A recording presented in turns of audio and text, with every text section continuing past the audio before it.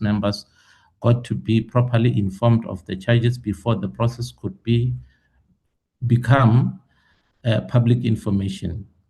Further, prior to the implementation of the disciplinary recommendations, SAPS members identified for disciplinary recommendation had to be treated fairly by avoiding their names being flagged in the media or other platforms prior to them being informed of the process. The Hawks and the Public Protector were also conducting the investigation on this matter, albeit for different scopes. There was a need to ensure that the Hawks criminal investigation is not unnecessarily undermined.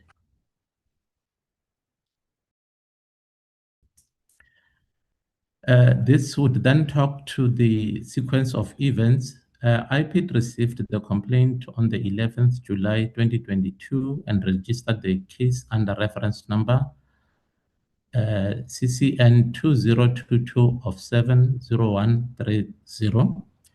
The investigation commenced on 15 August 2022, during which statements and documentary evidence were obtained from relevant stakeholders.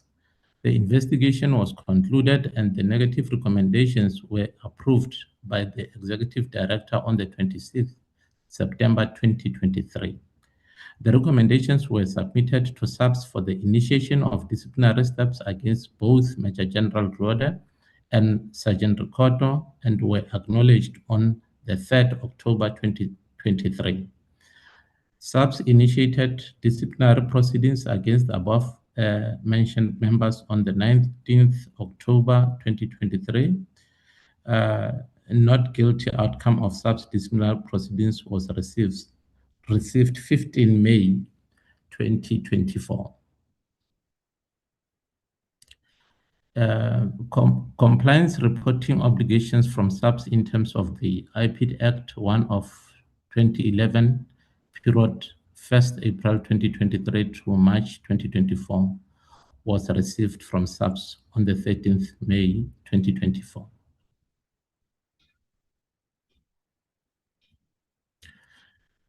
In conclusion, IPID will continue to conduct independent, impartial, and quality investigations of identified criminal offences allegedly committed by members of the South African Police Service and the Metro Police Service, and to make appropriate recommendations in line with the IPID Act, whilst maintaining the highest standard of integrity.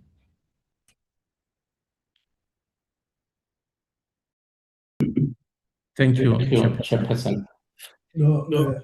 Chairperson, that is our dissertation as IP.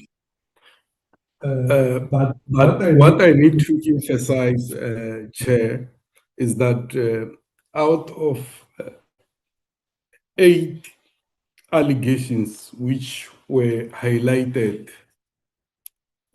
we could only substantiate 4, and of course there are 2 which appear to have been unsubstantiated as a result of our outcome, and 2 of those were looked at by the DPCI, informally known as the Hawks. So it is very critical that we note that as we engage on our report. Over to you, sir. Thank you, Dr. Bila and the team for the detailed presentation. I've noted the hand of the Honourable Skosana. Honourable Skosana, do you want to ask a quick question?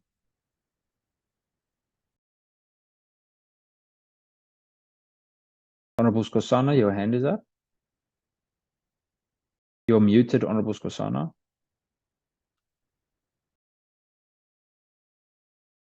Do you hear me? Thank you, Chair. Yes, Honourable Skosana. Yeah. Chair, I'm disappointed, I must say.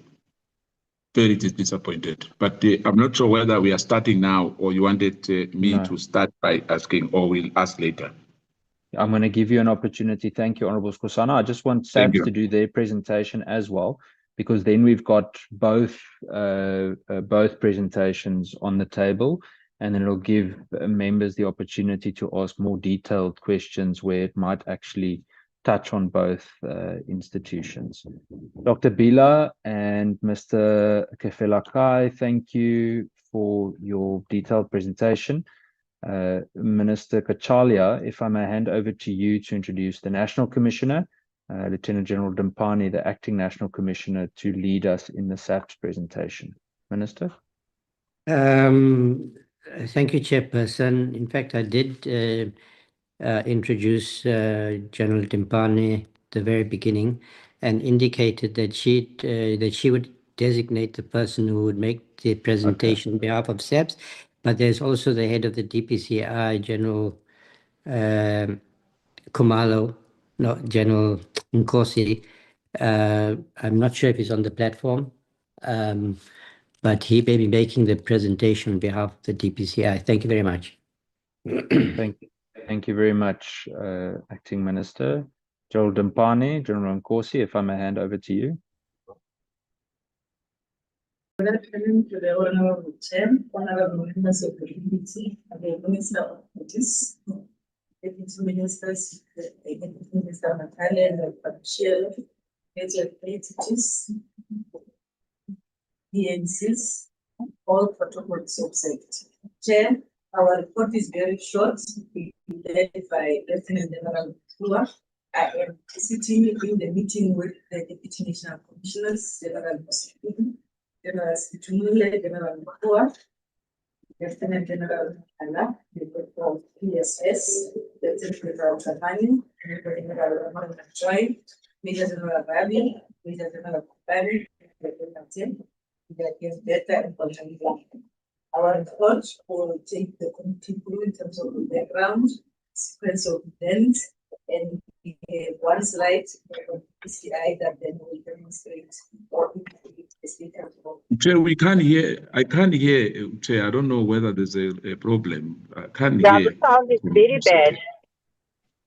Thank you, Honorable Skosana, Honorable James. General Dimpani, apologies, the members indicating that the sound isn't great. There we go. I see you've moved forward. Let's try again. Thank you, General Dimpani. Let me start from the beginning without wasting time. The chairperson, as well as the members of the committee, the Minister of Police, the PMs, the heads of entities present in the meeting, substantive all protocols observed. The chairperson is the team that is sitting with us. There's another team in Victoria.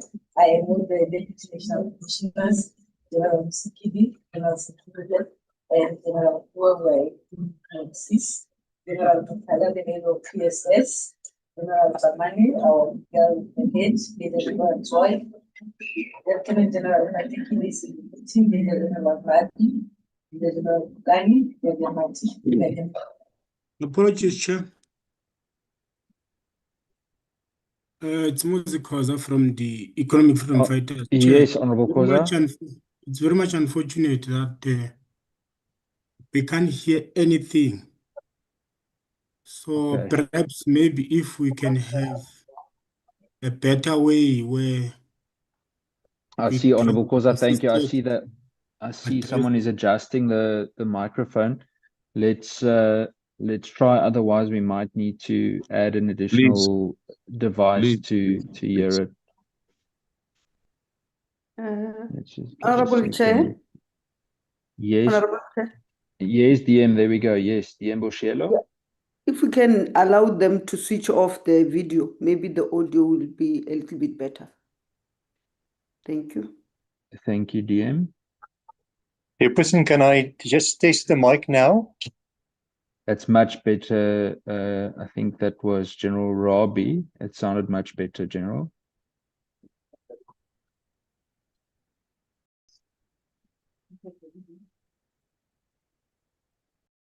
Apologies, Chair. That's much better. Yes, thank you, General.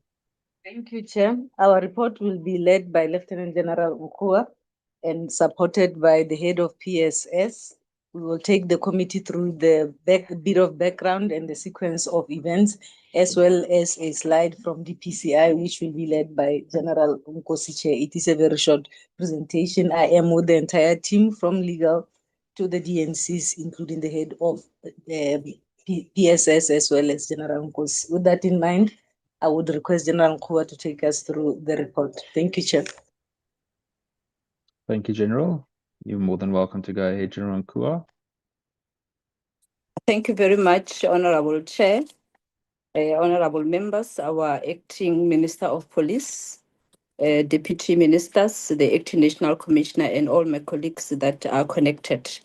I hope, Chairperson, I am audible, and I hope that my video is also on. I can be seen.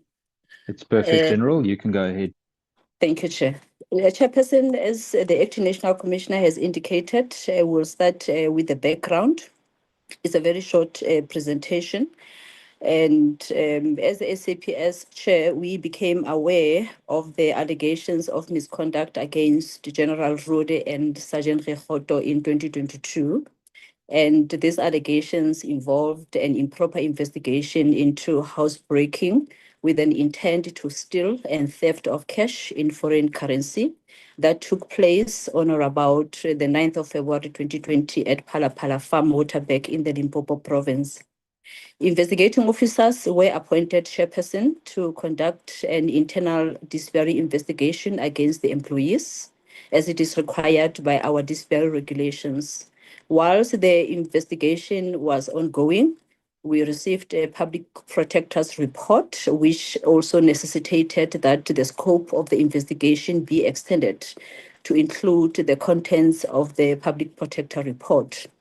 And later on, Chairperson, we also received a recommendation from IPID. We received it on the 3rd of October 2023. And once again, the then commander of both the colleagues extended the scope of the investigation to include the IPID recommendations. Then the next slide, Chairperson, will talk to the sequence of events. If you can move straight to the sequence of events relating to General Rode. The then Divisional Commissioner of PSS, Chairperson, appointed an investigating officer, as I've indicated, to conduct an investigation against General Rode on a letter dated the 5th of September 2022. Then the Public Protector's report into the allegations of improper conduct against member of SAPS, dated the 30th of June 2023, was received, and the letter was acknowledged and responded to on the 25th of August 2023. The IO finalized the investigation, Chair, on the 6th of July 2023 and recommended that the disciplinary steps against General Rode be instituted. And once again, we received an IPID recommendation with that reference number. And IPID also made a recommendation that steps must be initiated against General Rode as well as Sergeant Rekhoto. And this report was received on the 3rd of October 2023.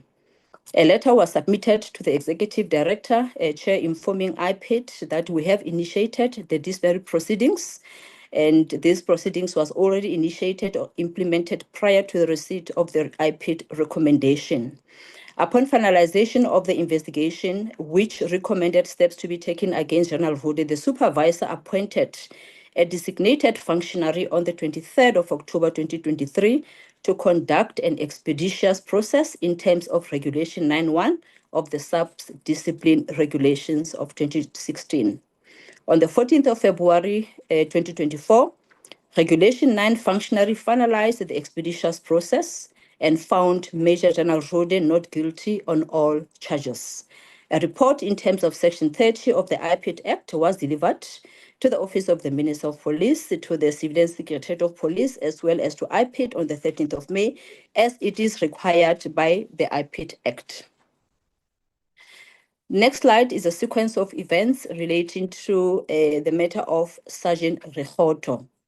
The supervisor appointed an investigating officer to conduct an investigation against Sergeant Rekhoto on a letter dated the 16th of August 2023 for alleged misconduct in terms of the SAPS disciplinary regulations of 2016. The investigating officer finalized the investigation on the 24th of August 2023 and completed a substantiated report with findings that there was a prima facie evidence in which Sergeant Rekhoto had to be subjected to an expeditious process as contemplated in the SAPS discipline regulations of 2016. A Regulation 9 functionary was appointed to conduct the expeditious process on the 8th of March 2024, and the matter was finalized on the 12th of March 2024, and Sergeant Rekhoto was also found not guilty on all charges. And once again, a report was submitted in terms of the IPID Act on the 13th of May 2024. So the next slide is just giving in summary, Chair, what was recommended by the two institutions, the Public Protector as well as by IPID. Public Protector made 3 recommendations, Chairperson. The first recommendation was that steps must be instituted against the employees. The second recommendation was that the division must develop a VIP incident management policy. And the third recommendation was we must bring to the attention of all the members of the division PSS the contents of the national instruction relating to the registration of cases on case. We can confirm, Chairperson, that all the recommendations made by the Public Protector were complied with. IPID made one recommendation, Chair, that steps must be instituted against employees, and we can confirm that the IPID recommendation was also complied with. That is all, Chairperson, in as far as the disciplinary processes are concerned. I'm now going to hand over to, with your permission, of course, Chairperson, to Lieutenant General Nkosi to take the committee through the status of the criminal proceedings. I thank you. Thank you, General. General Nkosi, you're welcome.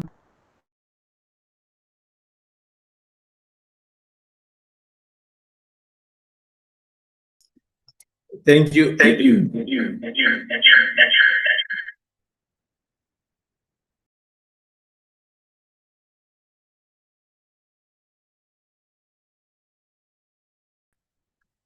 Thank you very much, Chairperson, for the opportunity. Just want to switch one budget. Sorry, General, there's a really bad echo when you speak. I don't know if there's another speaker on in your office, possibly. Let me try.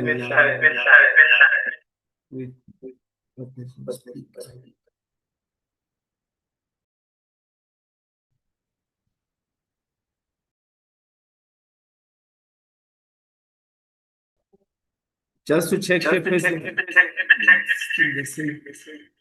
It's still the same, General.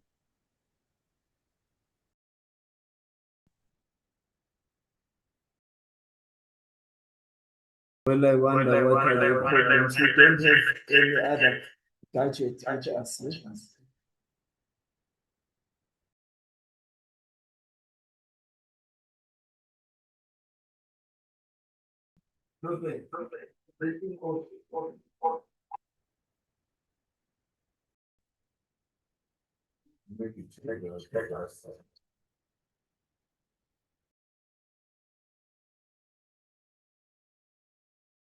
Chairperson, may I request that I switch the gadgets? I switch this one off.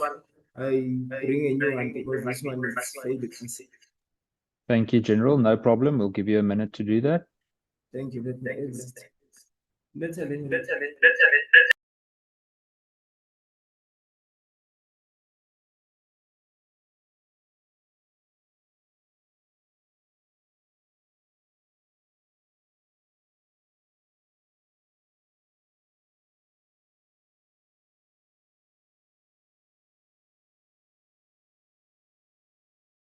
What is happening, Chair? He's just switching devices, Honorable Skosana.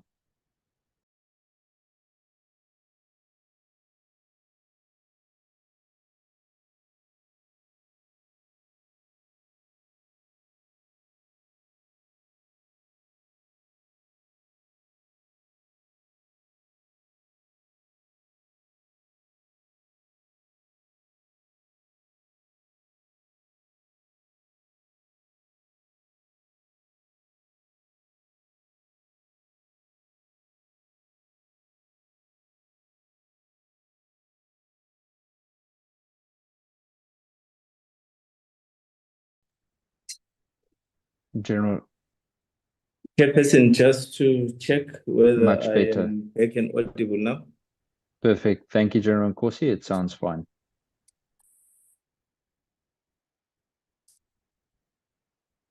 Thank you very much, and my apologies. I think the technology decided just to disrupt me for a while. But the part of the presentation, Chairperson and the honorable members, which I will be taking you through, is the last two slides. In the one slide, we show, just to confirm indeed that there were criminal cases referred to us for investigation. And we finalized the investigation in all the cases. And to show the extent of the investigation, we refer to the number of statements which we obtained in totality to these allegations. And on the right side of the slide, we also show the amount of money that is involved in these particular cases. And to quickly then move to the second slide, which is the slide with the 6 cases. The first case, the investigation was conducted and finalized. And just to put into context that this is the first and the main case that was registered. They were offenses of corruption, money laundering, kidnapping, and assault as part and parcel of the charges that were initially registered for investigation. So we conducted thorough investigation through the PGI, the prosecution guided investigations, and we submitted this case to the NPA, of which it was then considered, and ultimately the DPP declined to prosecute. And then the second 2 cases on the very same slide, these are the cases which are currently before court. And these are the cases of house breaking and theft, and also the charge of money laundering or charges of money laundering forms part of these cases. And I can also confirm that the state has closed its case. It is now the defense case, and we are hopeful that these matters may come to an end sooner, but they are already court cases. The third case, which is the 300 Bela case 300 of 8/2022, that matter investigation also was fully investigated and finalized. And as indicated on the slide, the suspects were interrupted by patrolling police officers, and they abandoned their criminal activities. And the next case, which is the Bela case 556 of 4/2023, this is an ongoing investigation.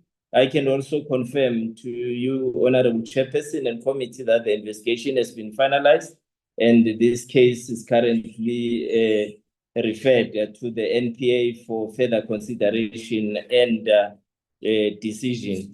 And the last part, which is the kidnapping case, kidnapping coupled with assault. These are the cases also which the IPID presentation touched upon. Investigation as well was fully conducted, and the complainants in the matter, including the victims to the kidnapping, the alleged kidnapping, made statements which in which they withdraw the case, explaining themselves as to say there was no such crime that had taken place. So the investigation was indeed thoroughly handled and finalized. And also there was mention about the alleged corruption. I can also confirm that we obtained statements, including what is called bribery, although our law in South Africa now refers to corruption. We handled the corruption investigation and successfully concluded it, and there was no one charged for corruption, as the outcome of the investigation revealed as such. Finally, with regards to the loot, the proceeds of crime, I can confirm that there was investigation conducted on the asset forfeiture investigations, identifying the assets and proceeds of crime, and 3 properties, one in Sundown, Cape Town, worth 1,775,000. We managed, in collaboration with the asset forfeiture investigation, who assist in taking these matters through court, to get the property forfeited to the state, and funds were paid into the criminal asset recovery account. Then we also had a property in the Western Cape, Kraaifontein City, worth also 300,000. Again, here we just await the CARA payment, but the forfeiture order has been granted by the High Court. The last property is at Tlhabane, West Extension, Township in Northwest as well. There was property also, a forfeiture order was granted by the High Court, valued at 980,000, and also we just awaiting the CARA payment. This is just to show that the extent of the investigation went beyond the crimes that were initially reported. I can just pause there. I think we have tried to clarify to the committee as far as it relates to the current status of the criminal cases. Thank you, Honorable Chairperson. Thank you very much, General Nkosi. I would just like to check with Acting Minister Kachalia whether there are any further remarks from the team before I open the floor for members to start with questions and discussion. Thank you, Chairperson.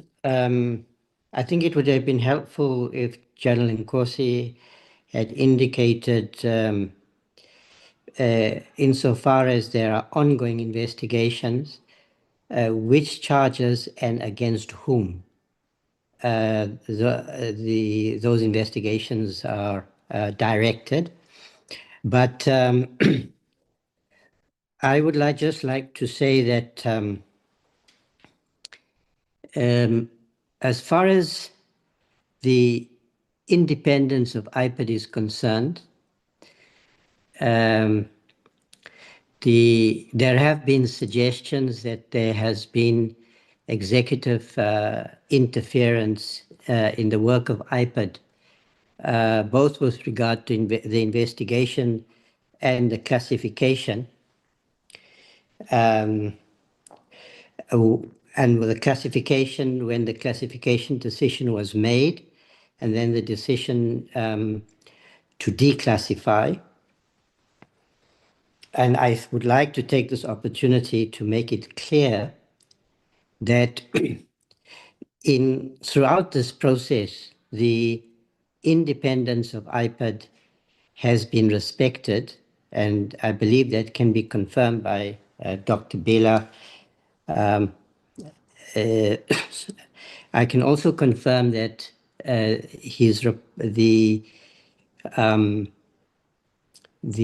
has been no engagement at all through in this process between myself and the president.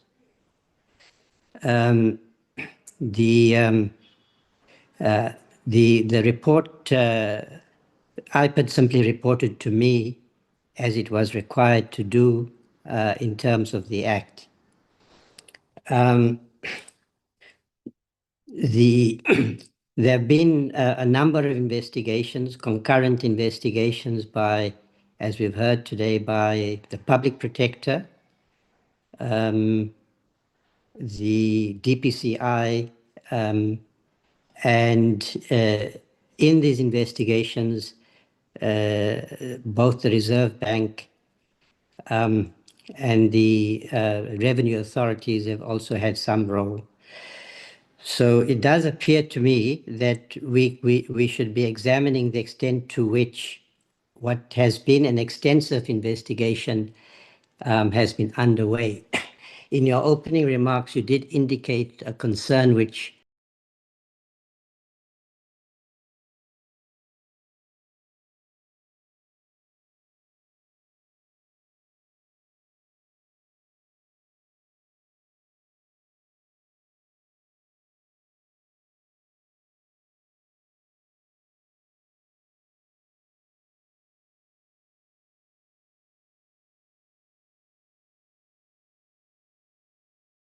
is whether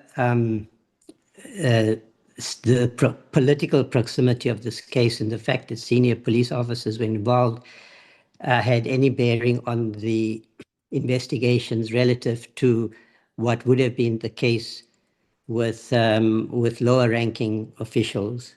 But one can see that actually, without commenting on the outcomes, that in fact this matter has received quite extensive consideration from an investigation point of view. But otherwise, I have no commitment, no other observations, and I'm looking forward to hearing the questions that will be put to IPID, the South African Police Service, and the DPCI. Thank you, Chairperson. Thank you, Acting Minister.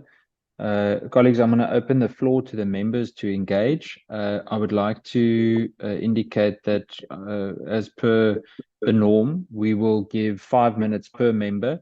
Remember that it's not the only opportunity that you will have to engage. So you can come back and ask more questions. Please make a note if one of your questions are not answered, and then I can come back and ensure that you do get the relevant answer. I would also then just to also ask that every member, when you speak, please switch on your camera, as noted earlier, for the sake of broadcasting. And then lastly, make sure you indicate whom you're asking the question to. So make sure if it's an IPID related question, you're asking it to IPID, that there's no confusion about that. I'm going to, before I allow the first members, I will put the timer on again, and I will then, I've already noted the Honourable Kola Barnard, after which Reverend Meshwe, after which the Honourable Skosana and the Honourable Muela. If you put up your hand, there we go, the Honourable James and the Honourable Zungula. I will, if someone does put up their hand as we move, I will note that. If I miss it, please just remind me or send me a message. Start with the Honourable Kola Barnard. Thank you very much, Chair. Yeah, first to the SAPS. Does the SAPS use previous disciplinary outcomes or even sanction guidelines to ensure consistency in cases involving similar misconduct? That's the big question that's being asked. Is there special treatment given to someone perhaps of a higher rank? So that is an issue. And then how do you ensure that seniority, rank, or even political sensitivity doesn't affect the outcome of the disciplinary proceedings, or even allow for it to be delayed? Those are questions straight to the SAPS. And then on specifically to the Phala Phala matter, what range of sanctions is available if the members are found guilty on Regulation 5.3 provisions, and what factors will SAPS usually consider in determining an appropriate sanction? And also, if SAPS could please provide reasons for the not guilty finding. I think that's a big question I'm asking myself. And did you then dispute the factual findings made by the IPID, or was the disciplinary outcome based on procedural, evidentiary, or legal considerations? We've seen this in countless times where someone is found to be guilty on one side, but it goes to the SAPS and internal investigation and hearing finds them not guilty. So it is a huge issue. No matter what is being said, it's an issue. It always has been an issue. It's still an issue. So let's try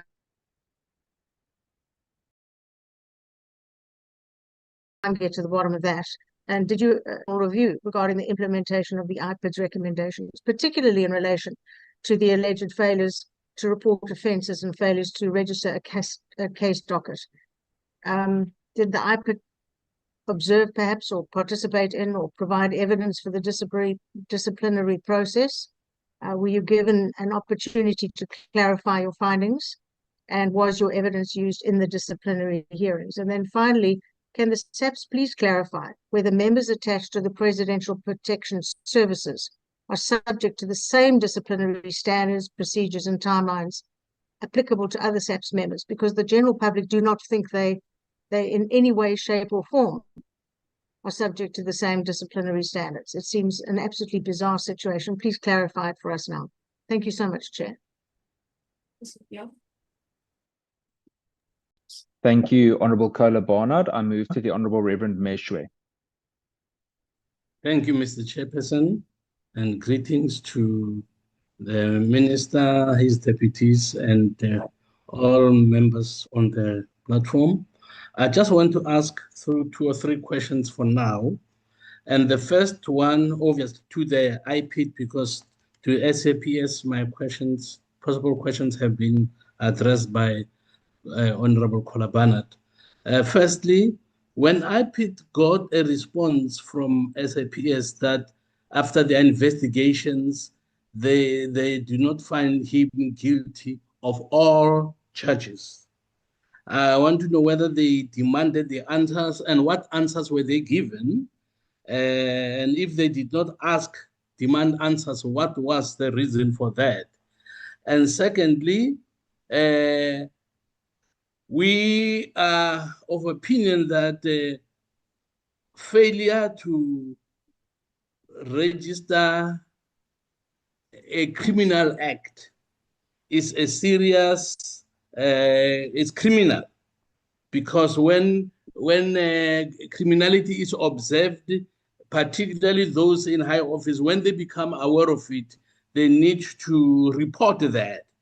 And linked to that, the third one is when an official, a senior officer, fails to register a case, this is also very serious, because it could be because of corruption that they don't register a case because they are covering for somebody.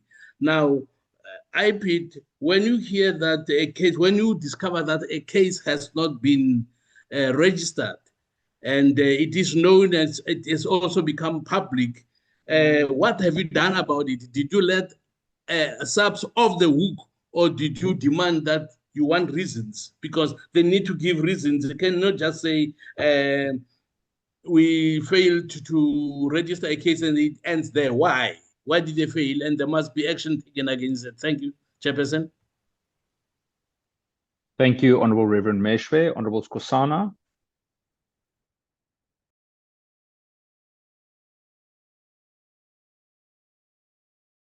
Thank you, Chair.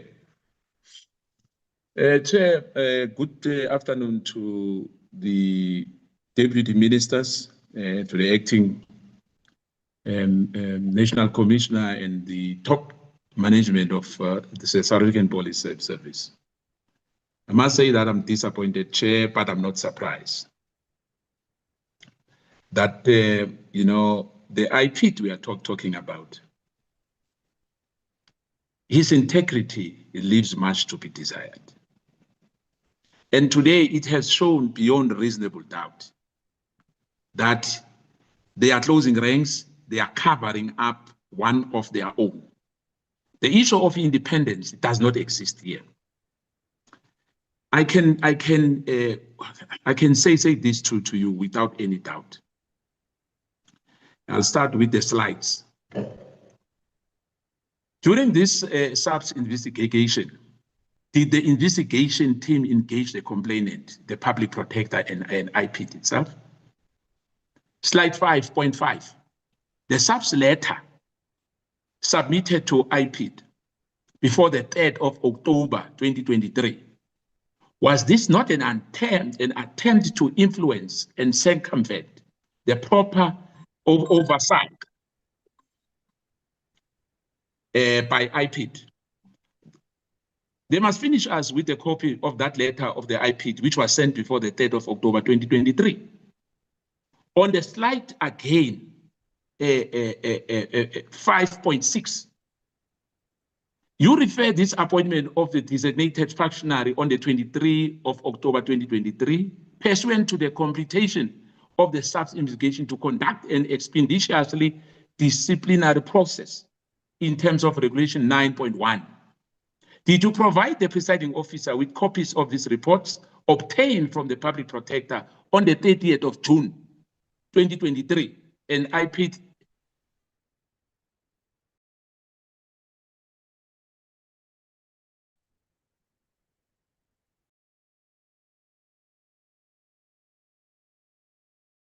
Honorable Skosana, can you hear us?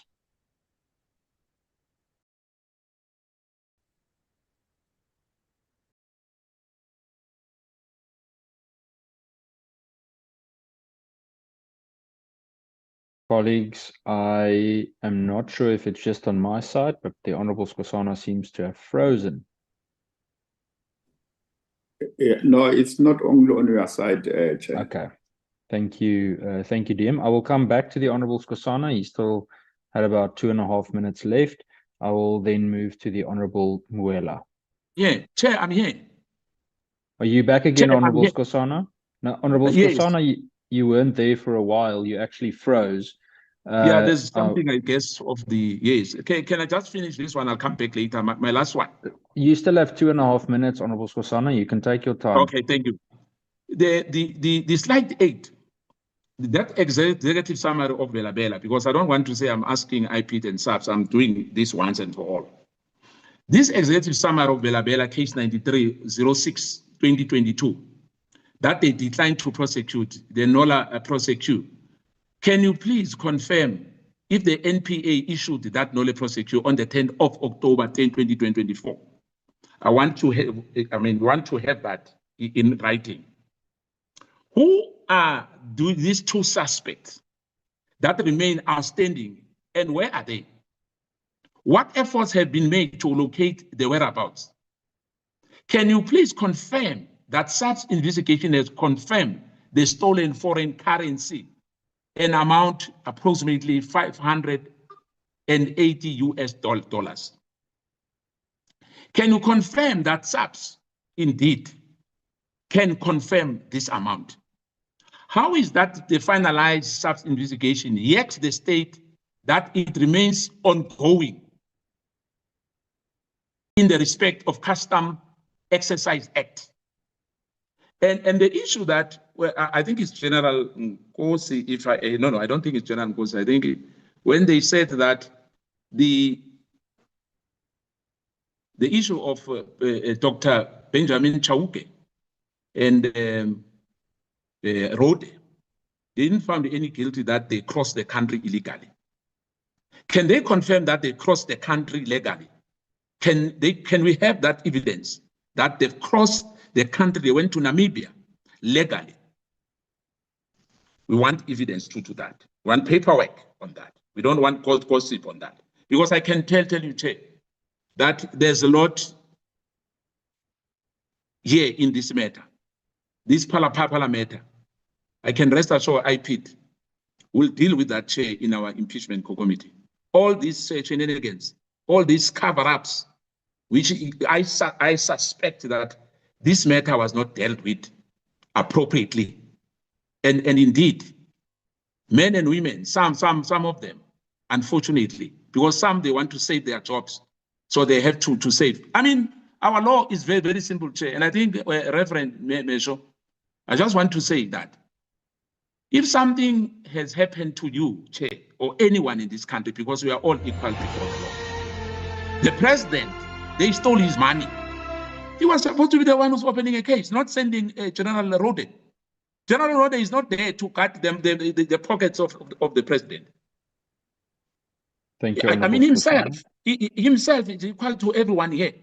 He was supposed to go to the nearest police station and open a case against whoever that he has lost money, but that money as well is for foreign currency, which is not supposed to have. It's a fact. Thank you, Honorable Skosana. Thank you. Honorable Muela. Thank you very much, Chairperson. Let me also join my fellow honorable members to welcome both reports from the IPID from SAPS and DPCI, and also start by acknowledging the presence of the Minister, DM Dr. Bushielo, DM Matale, Dr. Bila, General Ngozi, and also the Acting National Commissioner, General Limbani.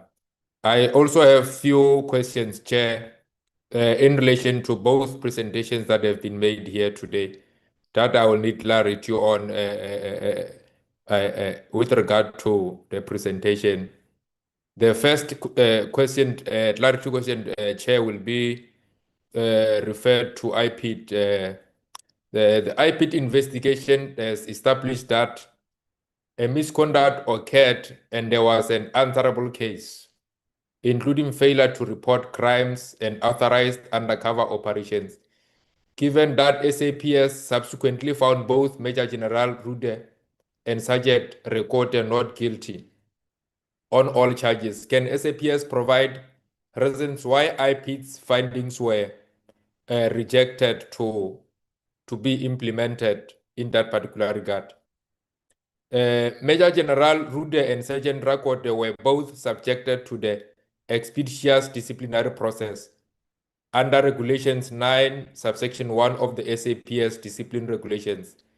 Given much of what has come to light about the expeditious process under Regulation 9, was this process appropriate for handling such complex allegations involving high-ranking officials and the potential misuse of state resources in this particular regard? Given that DPCI was running a parallel investigation on the matter, did they make any criminal findings on any of the officials which was involved in this particular case in question? Can the minister, Honorable Chairperson, explain the exercise of his discretion in classifying and disclassifying the report? The report stated that the matter was classified to protect the integrity of the investigation. Subsequently, after the filling of the application for access to information, the report was then declassified, Honorable Chair. Where exactly do we draw the line between the right to have information made available to as an oversight body and executive discretion on classifications and executive's commitment to transparency? Those are 4 questions that I needed clarity on, Chair. I will then come back for the last bite. Thank you very much. Thank you, Honorable Muela. I then move to the Honorable James. Thank you so much, Jay, and thank you so much for the reports. I must say that this entire matter reeks of cover-up and corruption. Firstly, I want to ask, did it really take IPID and SAPS 2 years after the incident occurred, 2 years to actually commence with investigations? Yet this matter was all over in the public domain. Why did it take IPID and SAPS 2 years to commence investigations? I also want to know, why is it that SAPS found Rueda not guilty, yet you have a president having to inform presidential protection of a break-in at his residence? In my mind, this should have been the other way around, and yet Rueda is found not guilty. I don't understand that. I also want to ask, everyone knows that money was found in a couch. Waar is die couch? was this couch actually booked in as part of evidence? Because there's no pictures, nowhere. We don't hear anything about this couch. Instead, a crucial piece of exhibit was booked in and taken for refurbishment. Is that not grounds to charge the person that was investigating this matter? Secondly, also, on the actual day of the incident, was the crime scene swept thoroughly? Which units were activated on the actual day? Considering that this case was only reported to the Presidential Protection Team 24 hours later by the president who was in a different country. So let's start there. Let's start with the actual scene of crime. Was it cordoned off properly? Where is the evidence, this couch that everyone is speaking about? And just on that, why wasn't Rueda charged on that? Thank you, Chair. I'm going to leave it for now on those questions. Thank you, Honourable James. I then move to the Honourable Zungula.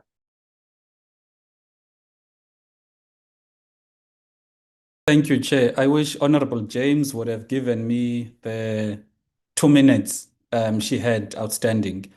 Chair, I just want to ask something when it comes to, firstly, the genesis of Wally Rode's involvement comes from, firstly, a meeting that he had with the president in Addis Ababa, where he was informed about the burglary. Following them in Hyde Park, where the president was informed about the amount that was stolen. Again, if you read the statement issued by the presidency on the 2nd of June 2022, where it says, once the president knew about this, he then informed Wally Rode to look into the matter for investigation purposes. Also, Wally Rode's statement affidavit, it's very clear that the president asked him to look into the matter and report back to him.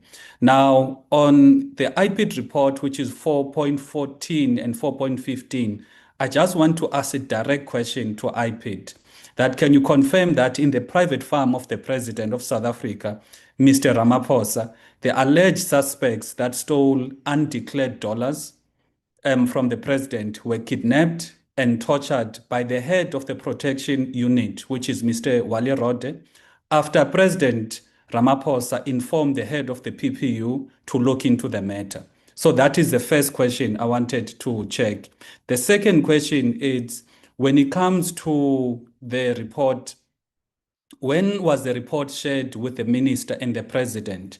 Because it would be damning to find that the president was made aware of the report in 2023, yet even now, with all of these serious findings against Wally Rode, but Wally Rode is still the head of the Presidential Protection Unit. The third question is on 4.4 of the report, where you said Wally Rode did not submit or did not respond to questions. Therefore, can you say that Wally Rode did not cooperate with the investigation? And on 4.11 of the report, you said Wally Rode made a statement. What statement is that? Whereas on 4.4, you are saying that he could not cooperate, he did not submit, he did not reply to questions. And then on 4.11, as well as 5.22 of the IPID report, which is which deals with the unlawful instruction, I'm very cautious, Chair, that IPID is wanting to apportion the blame on General Mfazi, who is unfortunately deceased, therefore cannot answer on this particular aspect. So if IPID can tell us what evidence is there that confirms that indeed Rode reported the matter to Mfazi. And also, when you look at the Public Protector's report, paragraph 7.3.3, the conclusion there, the finding is that there's no evidence that suggests that General Mfazi was informed and at the same time gave an unlawful instruction. And also, there is a Philasande Dotyeni who submitted a sworn statement to Parliament in the ad hoc committee, where he confirmed that the Philasande Dotyeni is actually a SAPS former SAPS crime intelligence analyst, where he says in that statement that General Mfazi was not at all informed about that unlawful instruction. Now, also IPID can give us an answer here that what did General Mfazi say in their own view? Was it to conduct just an assessment on the threat or to conduct an unlawful investigation? Now, if we turn to the issue of the real source of the unlawful instruction, there's only one person that knew about the theft, which is the president.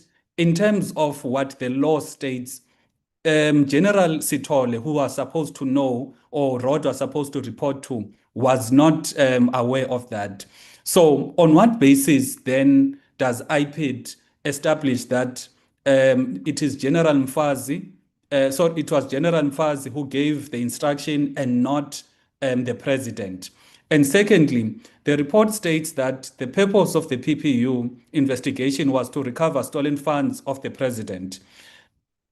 Now, are you making this assertion only on the fact that on the conduct of the PPU is the evidence of the presidential or top administrative instruction for the PPU to retrieve that IPID use such to establish this particular fact?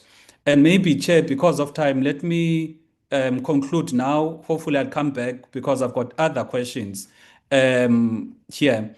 Honorable Zungula, I'll gladly give you another minute. Okay, thank you.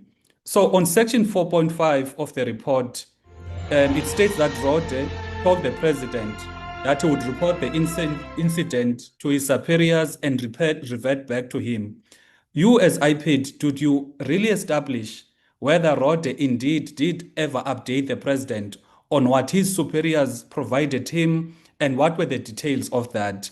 Now, if we can also try and ascertain from you as IPID, what then would be the involvement of the president? Because it can't be a coincidence that the money that is stolen belongs to the president. Rode is informed by the president about this theft, and there are tortures and kidnappings that are done in the private farm of a president. And then you have the presidential envoy, Bejani Chauke, traveling with Rode, who is tasked to deal with this issue, going to Namibia where these suspects are coming from. So what was the level of engagement by Rode and the president on this issue? Thank you, Chair. I'll come back later for the others. Thank you, Honorable Zungula. The Honorable Khoza. Thank you very much, Chairperson. And we greet all our colleagues, the acting minister, the TMs, and the Lieutenant General Timpana. Chair, we all agree now, 4 years down the line, that the Phala Phala matter has raised serious public concerns regarding, even today, accountability. No one is being accountable for all the wrongdoings that have happened till today. Transparency is still questioned as whether the matter has been transparent enough in the face of the public. And the equal application of the law, particularly in relation to the conduct of members of the South African Police Service and the effectiveness of the civilian oversight institution. Chair, as Parliament exercises its constitutional responsibility of oversight, the economic freedom fighters seek clarity on the IPID and the SAPS on the handling of the investigation and the implementation of its recommendation, delays in the public disclosure, and the apparent absence of meaningful consequences despite findings of alleged misconduct. Chair, members have already said or perhaps asked similar question on this matter, but I will then summarize this to at least 3 questions. And I hope I will come back on the follow-up after the both the IPID and SAPS have responded to the question, Chair.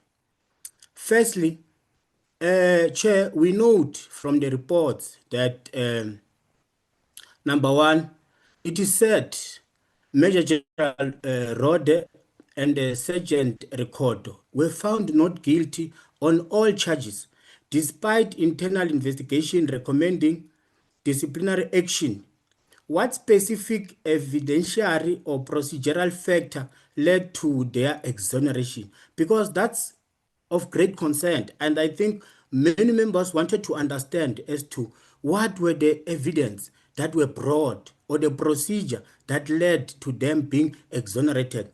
Because IPID, we can all agree, found evidence of misuse of state resources, unauthorized investigation, false private claims, and conduct bringing SAPS into disrepute. On what basis were the implicated officers cleared on wrongdoings? And Chair, we want to understand, after the report from SAPS internal disciplinary procedure has been brought forth, what was then the steps that were taken by IPID, because they had a case and seemingly shows that we are dealing with a system here of SAPS that interrogate itself and come up with its own finding to protect one of their own. What was IPID's role after that? Does that suggest that IPID was then limited to act, or did IPID had any further steps to take on this matter? Because surely there's a case wherein the president must answer, or members of SAPS must answer on this. Chair, briefly, I also want to get to understand as to why did the SAPS extended the scope of its investigation multiple times only after receiving reports from the public protector in IPID, instead of proactively investigating all related allegations from the onset. It shows, Chair, that SAPS was never interested on this matter. They were aware, but never interested to deal with this case, because they should have been proactive in dealing with these cases. But unfortunately, they were not interested. Maybe perhaps they can take us into confidence as to what was their role before the public protector and IPID gave them these reports. And Chair, we also, the presentation states that all recommendations from both the public protector and IPID were complied with.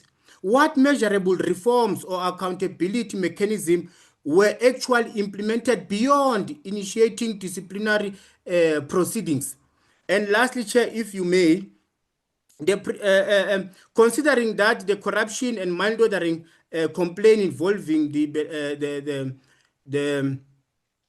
case, the Bila case, was declined for prosecution, what gaps in the prosecution in the matter involving alleged foreign currency violation and large sums of cash? Thank you very much, Chair.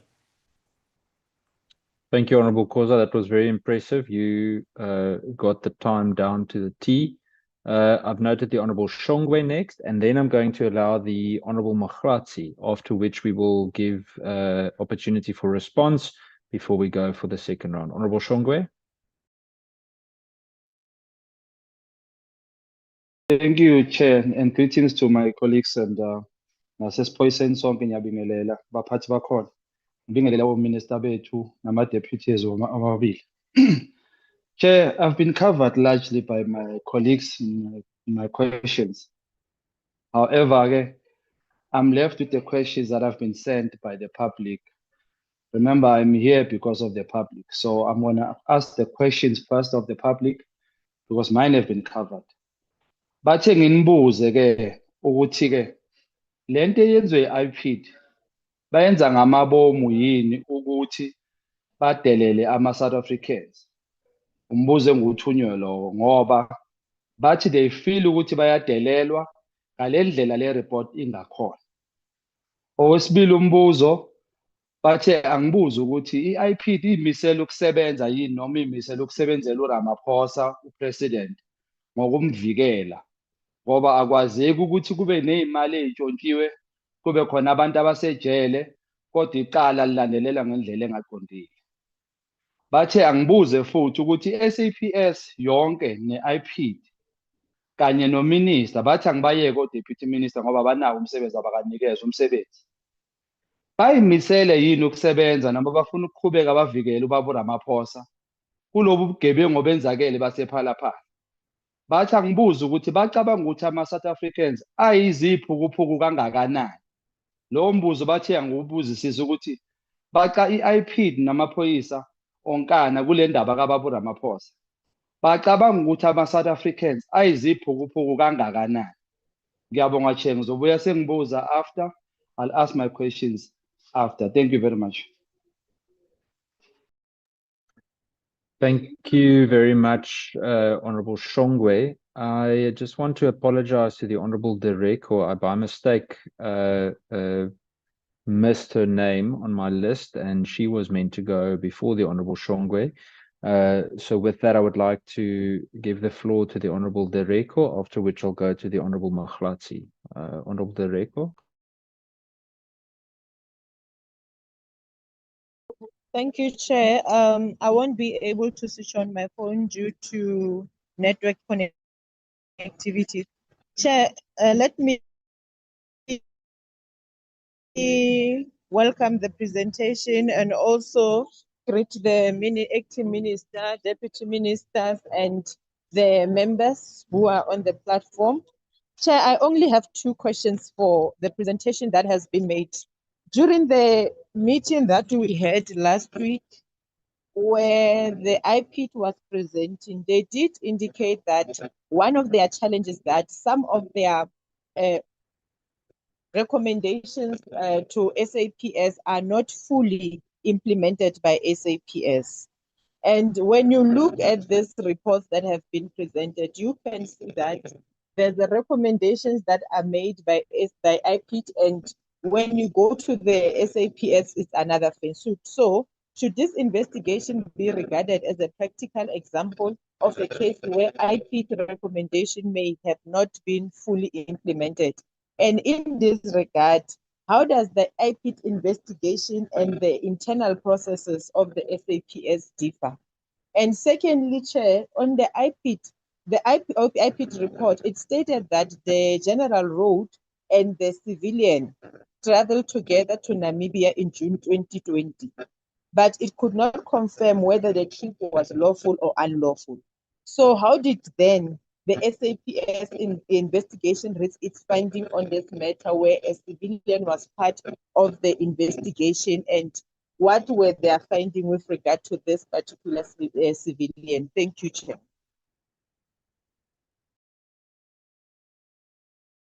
Thank you, Honorable Dereko. I then go to the Honorable Mahlatsi.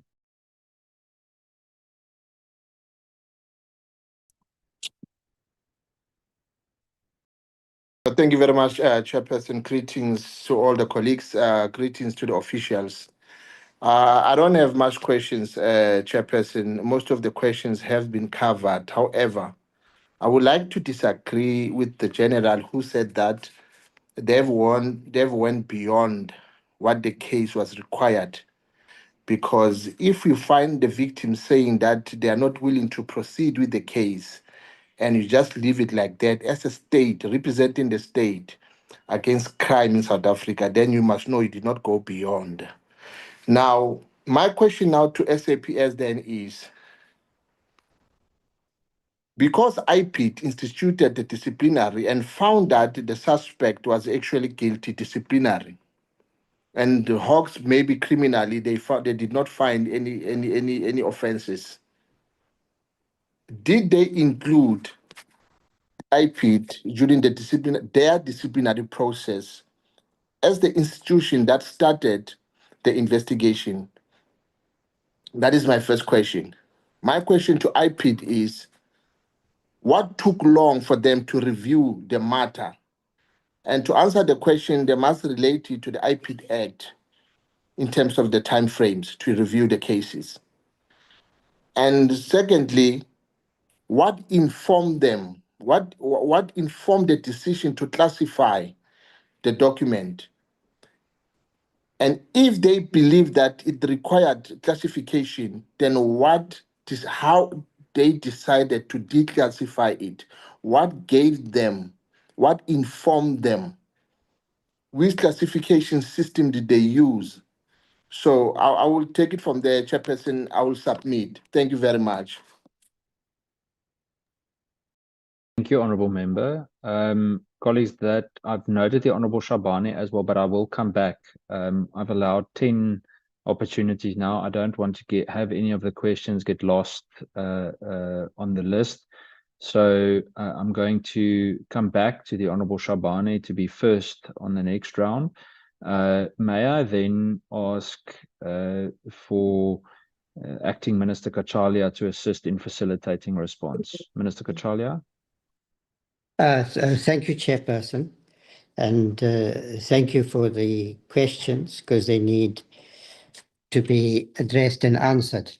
Let me just deal with matters that I think are within my knowledge and responsibility to respond to.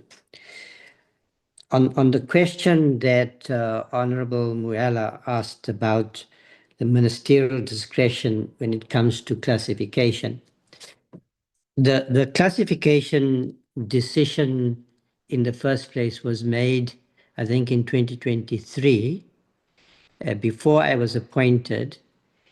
But in the report that we received today, it is indicated that IPID proceeded in terms of a provision of the Act on the initiative of the Executive Director, which is why I made the observation about the independence of IPID.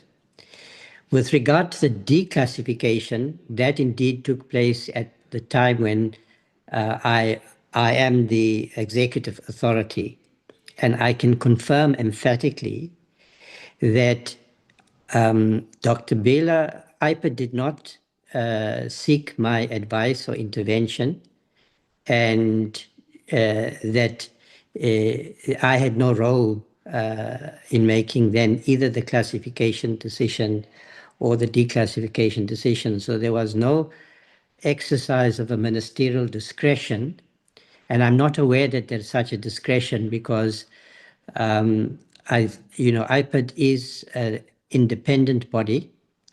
It is supposed to act independently, and if there are ways of strengthening IPID's independence in the view of the committee, I would be interested in exploring that question.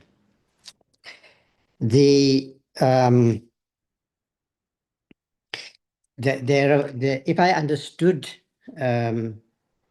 Member Shongwe's question, because my Zulu is not obviously as good as his, I think it's important in a disciplined discussion to bear in mind that IPID has a very specific mandate to investigate police misconduct. That is so when it acts within the scope of its mandate, it's acting appropriately. If it acts outside of the scope of that mandate, then it's acting unlawfully. So it investigated within the scope of its mandate the conduct of two police officers, one a very senior police officer, and it came to some conclusions on the charges and made recommendations to the South African Police Service acting within its mandate. The third question that I will address is the important one about the relationship between IPID's mandate and the internal disciplinary processes of the South African Police Service. Because there is an issue here on which, again, the ministry would be interested in the views and the advice of the committee. So IPID makes the decisions, conducts investigations in terms of its legislative mandate, as it did in this case. There may well be questions that should be put to the IPID director as to the competence of the investigation and the conclusions that it reached. But it was acting as IPID, an independent investigative body, to deal with police misconduct. It then makes recommendations to the police service, which acts in terms of its disciplinary regulations. Those disciplinary regulations are governed by labor laws, including labor rights. And in the proceedings, in the disciplinary proceedings, in this case acting under the expedited process, once the investigators in SAPS, I mean, to be fair, had come to the conclusion that there was a case to answer, the procedure, the expedited procedure under Regulation 9 was then invoked. Now, under Regulation 9, that provides for setting up of a tribunal.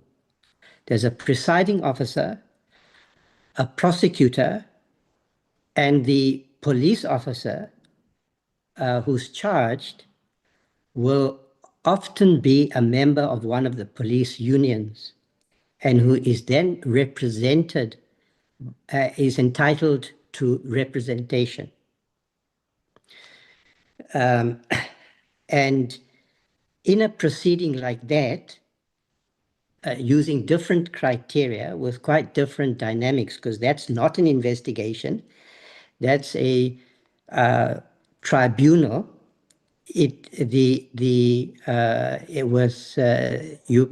The tribunals will then, in many cases, reach a different conclusion from that suggested by the IPID investigation. And there is a problem here, because as members are rightly pointing out, that inconsistency, or let me put it this way, the fact that different conclusions are reached might well then raise concerns about accountability. But my observation is that this happens frequently, not only in the specific case that is under consideration. And there certainly is a case to look at a reform. I have identified examining the disciplinary framework in SAPS as one of the elements that needs to be examined as part of what I've called the reset agenda. But it is certainly a matter that is going to have to be negotiated with the trade unions as well. That speaks to the questions that Honorable Dirako quite rightly raised. But apart from that, I would ask the heads of the various agencies and the police to provide explanations to the questions that have been put. Thank you, Honourable Chair.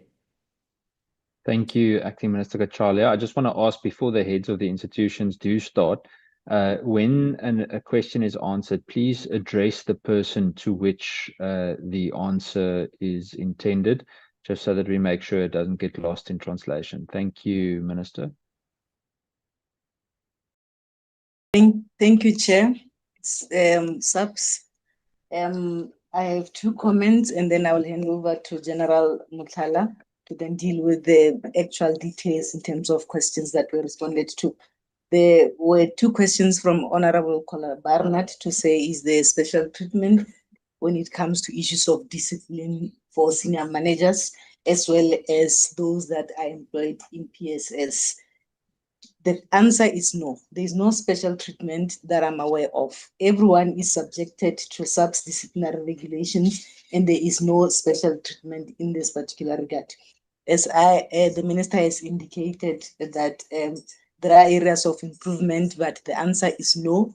All members, regardless of their rank, are subjected to these disciplinary regulations equally. With your permission, Chair, I will then hand over to Lieutenant General Muthala to respond to the details that relate to the questions that were asked. Thank you, Chair. Good afternoon, Honorable Chairperson, Honorable members, Honorable Minister and Deputy Ministers. Protocol observed. On the questions from Ms. Kola Barnard, whether the SAPS use the same regulations for disciplinary steps. Yes, indeed, we apply the same regulations. That's why even in this case, both for Major General Rode and also for Sergeant Reporter, the same Regulation 9 was applied to both of them. So it applies across whether junior, non-commissioned officers and commissioned officers. And also there was a question about what lies within Regulation 5.3. It indicates the type of conduct that warrants disciplinary action. And there was also a question on whether the recommendations, whether IPID, I think, disputed the findings. I think that one IPID will respond. Whether did the SAPS review the outcome of disciplinary process? No, the mere fact that the report was submitted to IPID, it means from all accounting officers, the reports were actually the relevant processes. Different accounting officers were happy with the processes. Is the members of PPS subjected to the same disciplinary regulation? I think that one already I've covered. PPS, Presidential Protection Services, is within South African Police Service. So all laws, all regulations of the SAPS apply to all members of PPS and all members of the SAPS. To Honorable Skosana, did SAPS also include public protector and IPID reports? Yes, hence the delay, because we had to include all the recommendations in order that you don't finalize one investigation report only to reopen it again. Then it will be double jeopardy, and in terms of the labor laws, is not allowed. Honorable Muela, he asked whether Regulation 9 was that the adequate to utilize in this case. Yes, it was. The only difference is that the expeditious process actually allows that on the balance of probability for the presiding officer to consider all facts before him, and then in order for him to consider all facts. The second one from Honorable Moyela was Regulation 9. Whether does Regulation 9 indicate what forms of misconduct warrant expeditious process? The allegations that were recommended by IPID, because of the fact that they were serious in nature, and some of them involved criminal allegations of torture, kidnapping, and so on and so forth. So hence the Regulation 9 was then activated. The question from Honorable James: why did it take 2 years to finalize the matter? Hence I said we had to consider all the reports, from every other report, including the public protest report and the IPID report, hence the delay. The issue of crime scene, I think IPID will deal with that. From Honorable Muzi, whether there was specific evidence or procedure did SAPS follow to find General Rode not guilty? The functionary, like I indicated earlier on, all presiding officers, we use the principles of looking at the evidence on the balance of probability. And the functionary is independent. The employer or the employee cannot, in terms of our regulation, they cannot interfere with the process which is presented by the functionary. So he or she works independently, and his outcomes are independent and not influenced by anybody within the SAPS.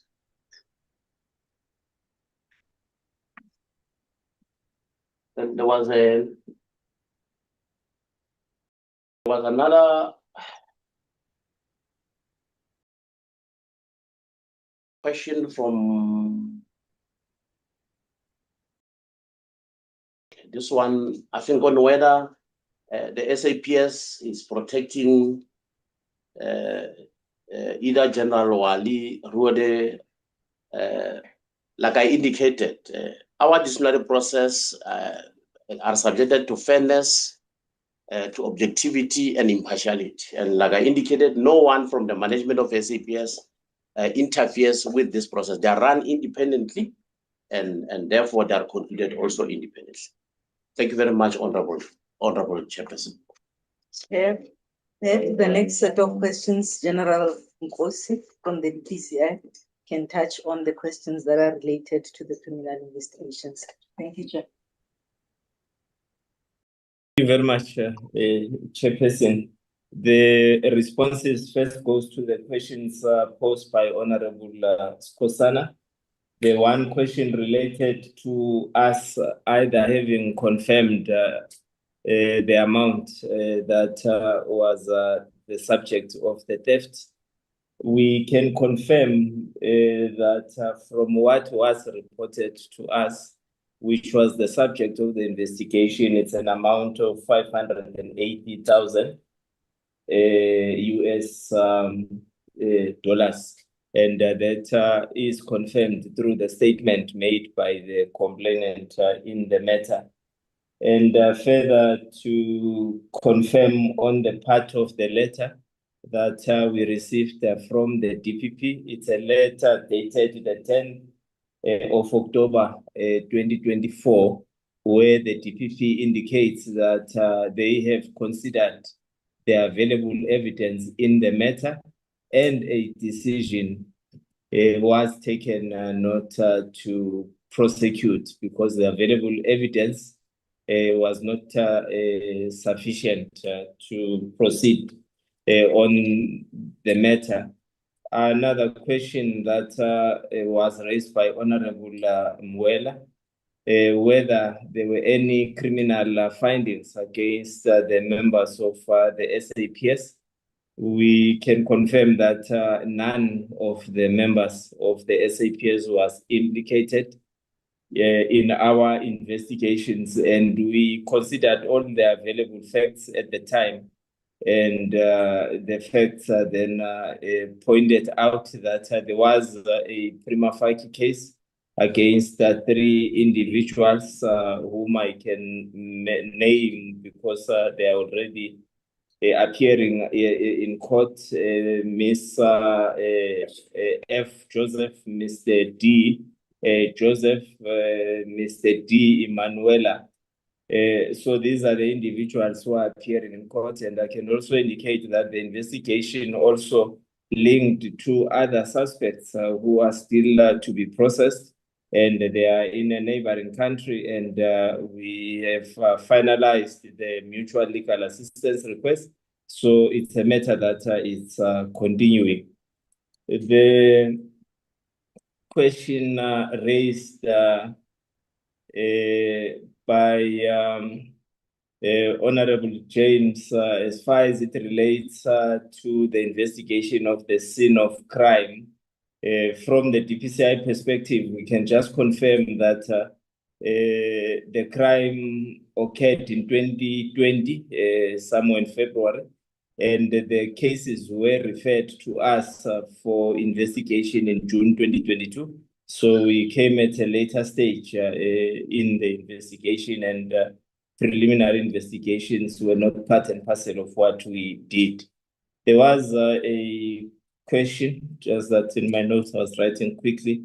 I can't recall the name of the honorable member, but it's a question that deals with gaps in bringing the money in the country, whether they have been identified as the matter was nulled. There was a decline to prosecute. In response, we can just indicate that the exchange control regulations are managed by the Reserve Bank, and also just to indicate that in terms of our investigations, we also approached the Reserve Bank for affidavits and explanations, of which they did give their explanation, which was documented and then captured as part of the investigation report, which the prosecutors considered. But on the issue of the gaps then in the legislation or their regulations, I believe it's a matter that we can always take up with them to look at. And the last question for the DPCI that came from Honorable Mahati, just to indicate that the comment he made that he does not believe that we went beyond, just to give extra explanation to the committees that we obtain statements from other individuals who were not necessarily the victims.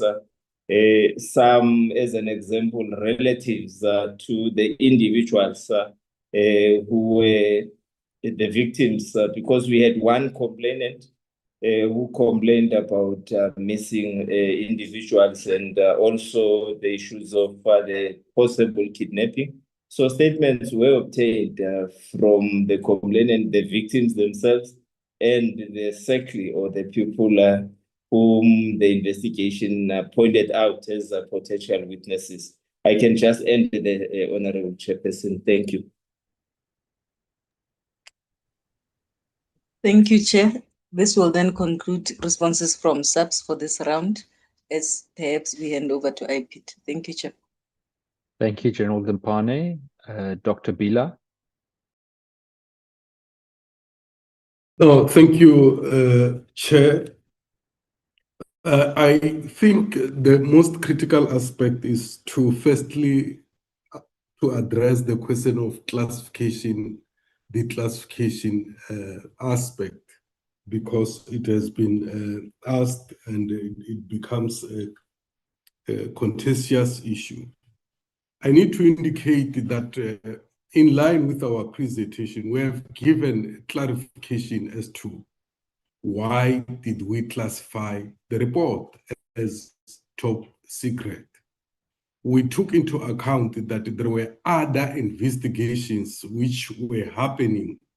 Part of that was the one conducted by DPCI, and to that effect, we were also sharing information. So we could not be able to undermine the integrity of a parallel investigation, and also to respect those who were flagged before they appear anywhere. We have clarified that. And upon realizing that DPCI's investigation is no longer gonna affect our process, we had to go back to the drawing board and we took a resolution to declassify the report. So I thought that is very critical.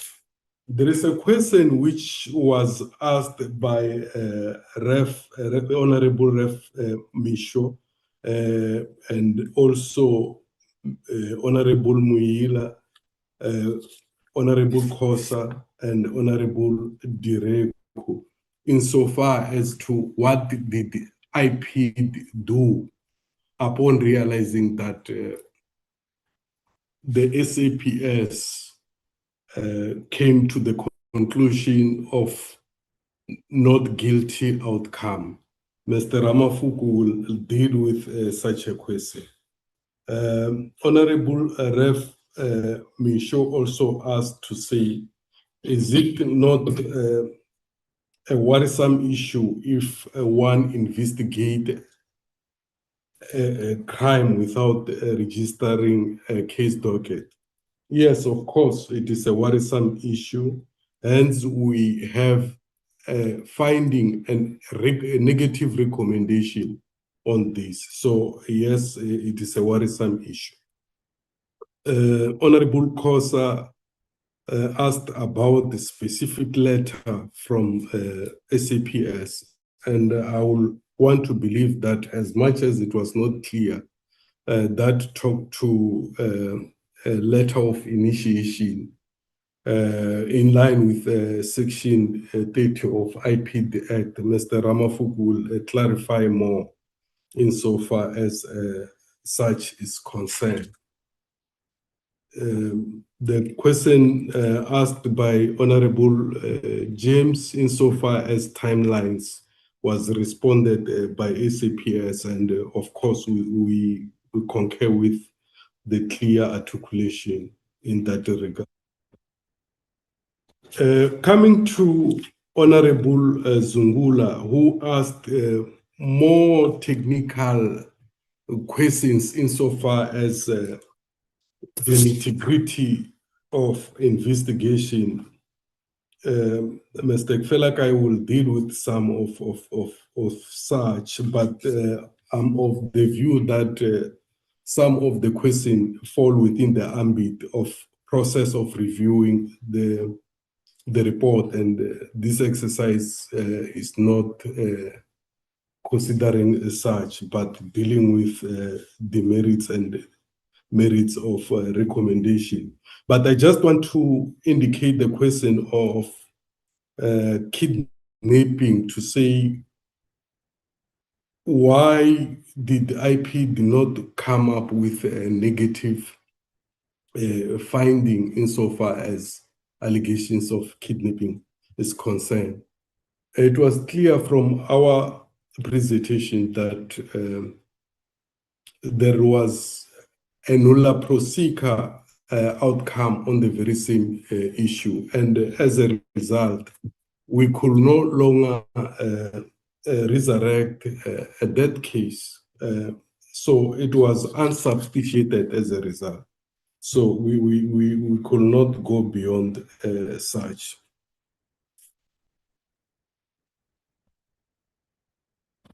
Honorable Kosa asked on the question of us not dealing with the reviewal part, and of course that will be responded to.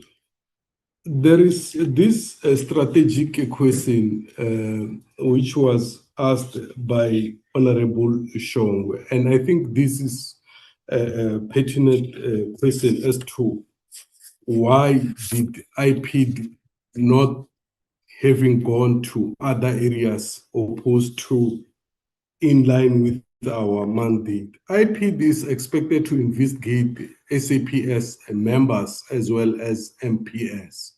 We do not go beyond such area insofar as scope is concerned, meaning that we do not investigate civilians.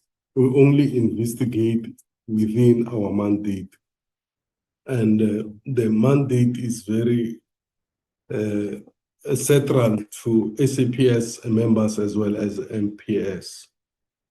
And I think the minister also expanded on that, and we think that one is covered. So I will hand over to Mr. Kfelakai, followed by Mr. Ramafu, insofar as the responses are concerned. Mr. Kfelakai.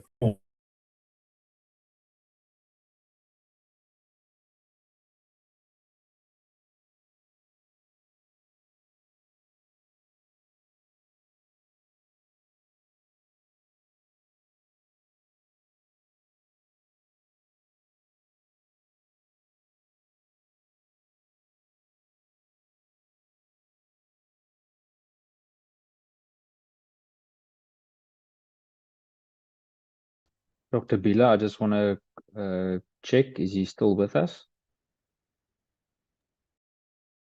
Yes, Chair. Audible, Chair. There we go. Thank you. Okay, Chair, I will just repeat myself that with regard to the question that was posed by Honorable Kolabana as to whether IPID participated in the proceedings, IPID was never summoned to attend to such proceedings. It does happen that in some instances we are summoned to come and testify, but in this instance, IPID was not invited. And with regard to the question that was posed by Honorable Skosana regarding the letter that was sent by the SAPS to IPID, I would believe that the letter was supposed to have been sent by SAPS because in terms of the IPID Act, the SAPS, it's required by law to initiate the disciplinary steps within 30 days, and as such, it is in compliance with the Act. And the issue that relates to Honorable Zungula with regard to whether IPID can confirm that the torture and the assault and kidnapping, I want to emphasize that that part was exhausted to the extent that, Chairperson, the investigation went to the extent of reaching out to the alleged victims and interviewed the alleged victims, and they vehemently denied that they were ever tortured, assaulted, nor kidnapped. So it was highly impossible, and we are talking about a matter here that was already withdrawn, and with all of them, the complainant and the victims, having submitted the withdrawal statements. And the reporting of the matters to line manager. Yes, in terms of what we were informed, that General Rode indicated that he reported the matter to the late General Mfazi. But when we look at the organogram dictated that he should have reported the incident or informed his senior that in accordance with the organogram was the National Commissioner at the time, General Khetla Sithole, who then indicated in his son affidavit that such was not reported to him. And there was a question as to that there are conflicting statements that General Rode at some point did not submit his statement, and that on the other hand, IPID, it's alluding to the fact that General Rode shared certain information. Chairperson, I want to confirm that during the investigation, we have indicated that we were able to engage with other departments because we were aware that we are dealing with one matter. And in the process, we were able to share information that was meant to address the problem. And in our case, because we were dealing with the issue of misconduct, we found it prudent to use the information that was available and useful to us. Hence, we had to consider the information that was shared with us either by the DPCI or by the public protector. And with regard to the concerns raised by Honorable Shongwe, indicating that there were concerns from the communities, we do understand, and but IPID can confirm that it would always do its utmost best to conduct its work to the best satisfaction of the communities. I think I will hand over to. No, thank you, Honorable Chair. We'll hand over to Mr. Ramafuku, Head of Legal Compliance, who will deal with aspects which are legal in nature. Over to yourself, Mr. Ramafuku.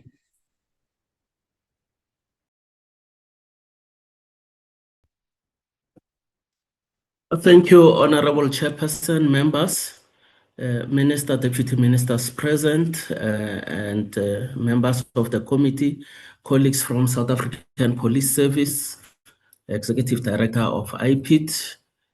I would like to address the committee on two issues. The first one, the whole notion of classification and declassification. I'm alive to the fact that the Honorable Minister has spoken to it, but I want to delve into issues relating to legality with respect to this aspect. IPID exercised its own discretion in classifying the investigation report. As indicated earlier, the purpose of classification in this instance was to protect the integrity of IPID investigation and to avoid trampling on the process that was already underway through the Hawks. Because there was cross-pollination of information between different institutions during the investigation of this particular matter. So IPID found it prudent to ensure that our report is classified so that the names of people that were flagged as persons of interest, whose names are now out in the public, would not have been put out in the public prior to the finalization of the criminal investigation. We would appreciate that when investigation is conducted and the names are already flagged, that is prejudicial to the suspects, if you like, and to the persons of interest in this particular matter, General Rode and Sergeant Ricotta. IPID recognized the fact that classification can only be done on 3 levels in terms of the minimum information security standards, and that is restricted, confidential, secret, and top secret. So the classification was classified as top secret, relying on clause or paragraph 3.44 of the MIS, the Minimum Information Security Standard, as indicated to protect the integrity of the investigation. There was no influence whatsoever from anyone. And Chairperson, if you allow me, let me also indicate that this was not the first investigation report ever classified by IPID. Several reports have been classified, and we have not had challenges in dealing with them in that particular fashion. With respect to the question as to why IPID did not review, having noted that there was a conflicting finding on the basis of the investigation conducted by the South African Police Service, would like to submit that, firstly, discipline is a management function. In other words, IPID investigates, make negative recommendations. However, the finalization of the process of disciplining the member that is alleged to have committed a misconduct is a process that is exclusively in the terrain of the management of South African Police Service or Municipal Police Service. So IPID, prior to the amendment of the Act, would not have stepped in and question the manner in which our investigation report was handled by the South African Police Service management. However, the 6th administration noticed the lacuna that existed and have amended the provisions of Section 30 of the IPID Act to ensure that there is also accountability. In other words, when management do not or does not apply the recommendations by IPID, they need to give good reasons and account on their decision not to initiate, or if they have initiated and found otherwise, such a report must be provided in full. However, this process is awaiting the finalization of the IPID regulations, which will give more clarity in terms of the process of enforcement of the IPID recommendations. But we are forever grateful as IPID that the gap that existed prior to the amendment of the Act has now been addressed. I think I have covered the two issues. No, thank you, Chairperson. And of course, I need to conclusively indicate that IPID operate independently. We operate without undue influence from anybody. I think that should be on record. I think that is very critical. And for us, is to try by all means that as we do our work, we are more trusted by the community, Honorable Shongwe, and also be feared by those who found themselves in the wrong side of the law. So that's how we balance the act. And over to yourself, Chair. Thank you, Dr. Bila. Thank you to all the responses. I'm going to open the floor again. I've already noted the hands of Honorable Skosana. What would you like to say? The follow-up, Chair, have been not answered. In terms of, I'm going to give asked... everyone an opportunity to highlight if they haven't been answered. Honorable Skosana, I noted that you weren't answered. I will come to you now. I just want to note, I've noted the Honorable Shabane, then the Honorable Skosana, then the Honorable Zungula. If other members put up their hands, I will give them an opportunity too. Honorable Zungula, would you like to say something? Yes, Chair. No, thanks. I wanted to check, Chair, is it not much better if firstly we deal with the questions not answered in the first round instead 100%. of going to the second round? Yes, 100%. In fact, if the Honorable Shabane will be patient with me, if there are questions that weren't answered, I think that's a good suggestion by the Honorable Zungula. I'm going to allow them first then, and then we will come back for a second round of unrelated questions. If I may then start with the Honorable Skosana, and then move to the Honorable Zungula. Honorable Skosana. Chair, thank you very much. I guess, Chair, the issue which I've asked about evidence, I've spoken about the 580, whether that money is 580,000 US dollars. And I think the answer was, yes, it was, but it's not conclusively. When he answered that, that is there any evidence? Was that money counted? Where is that money kept? Because we've got two different versions of how much was kept in those sofas and mattresses at Phala Phala. Now, the issue as well about General Rode and Bejan Chauke, I have asked for an evidence. He did not they didn't commit themselves that they'll give us that evidence that they crossed the country legally, when they went out. And as well, Chair, because why I was asking that question, it's simple, Chair. You don't need to have a PhD degree, because this issue of that the IPID is independent, as his closing remarks, if it's independent, they will have asked DCPI and the public protector, if they are independent, really independent. Because for me, they are contaminated when it comes to that independence, because they rely on other collaboration. In other words, they co-collude.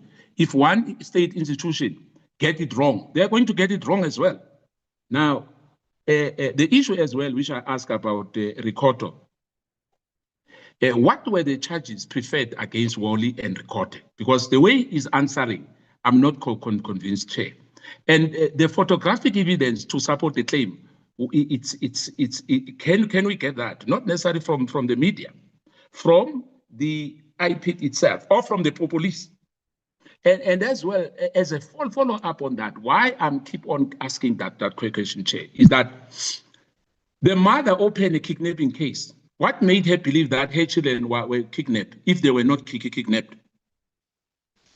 Now, the issue of Wale Rode and Ricote cannot be left unattended. But for now, Chair, I just wanted to get an answer on that. Thank you.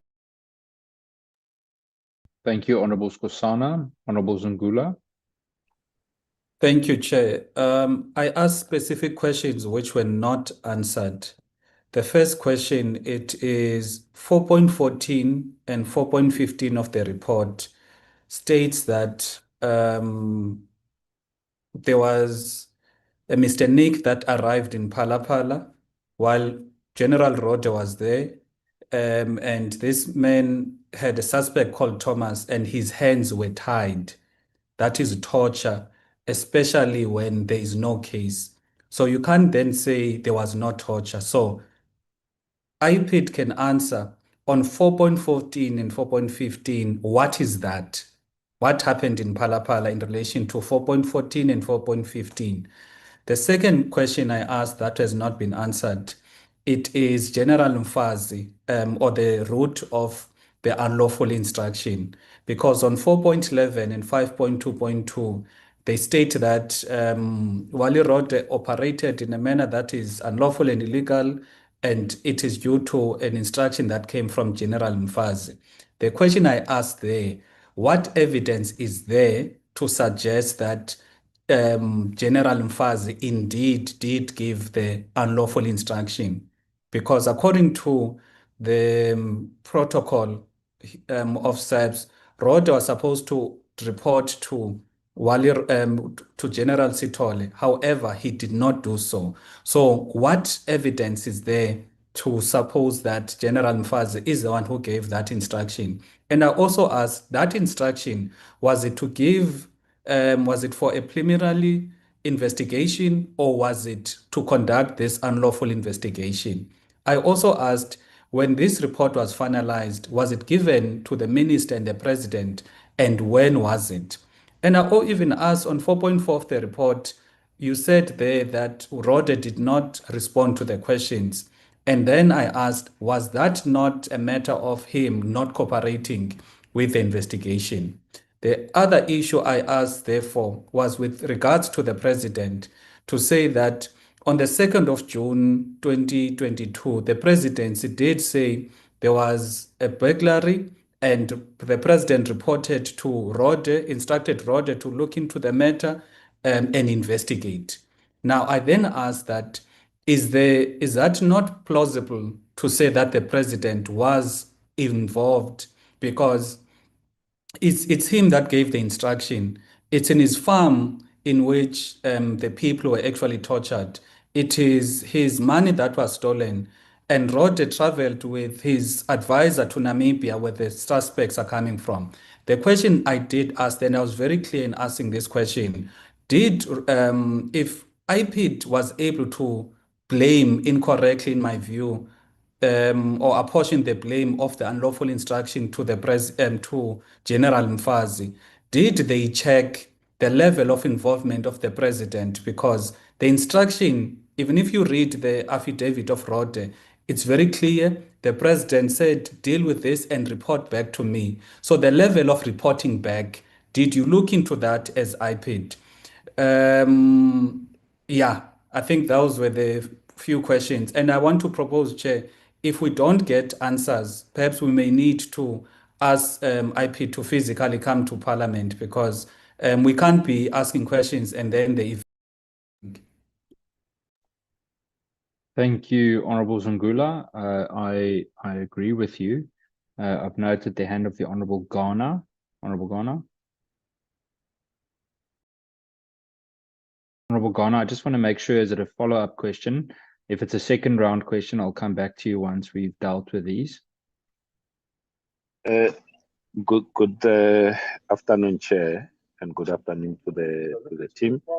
So remember, I was speaking in the budget vote debate, and I did text you to say, can I please ask my questions in the second round? Because when the first round was happening, I was also delivering a speech in the health budget vote debate. So with your concurrence, I would like to make the full input to the meeting and not be limited to 1 minute. I don't know if you can please give me. No, that's no problem, Honorable Ghana. We're just doing the quick follow-ups for questions that weren't answered before we start with the second round of questions. When we start with the second round, I'll give you the full complement of time to ask all of your questions. Okay. Thanks. I then move to the Honorable Khoza. Thank you very much, Chairperson. I think we can all agree from the responses that we've just received here.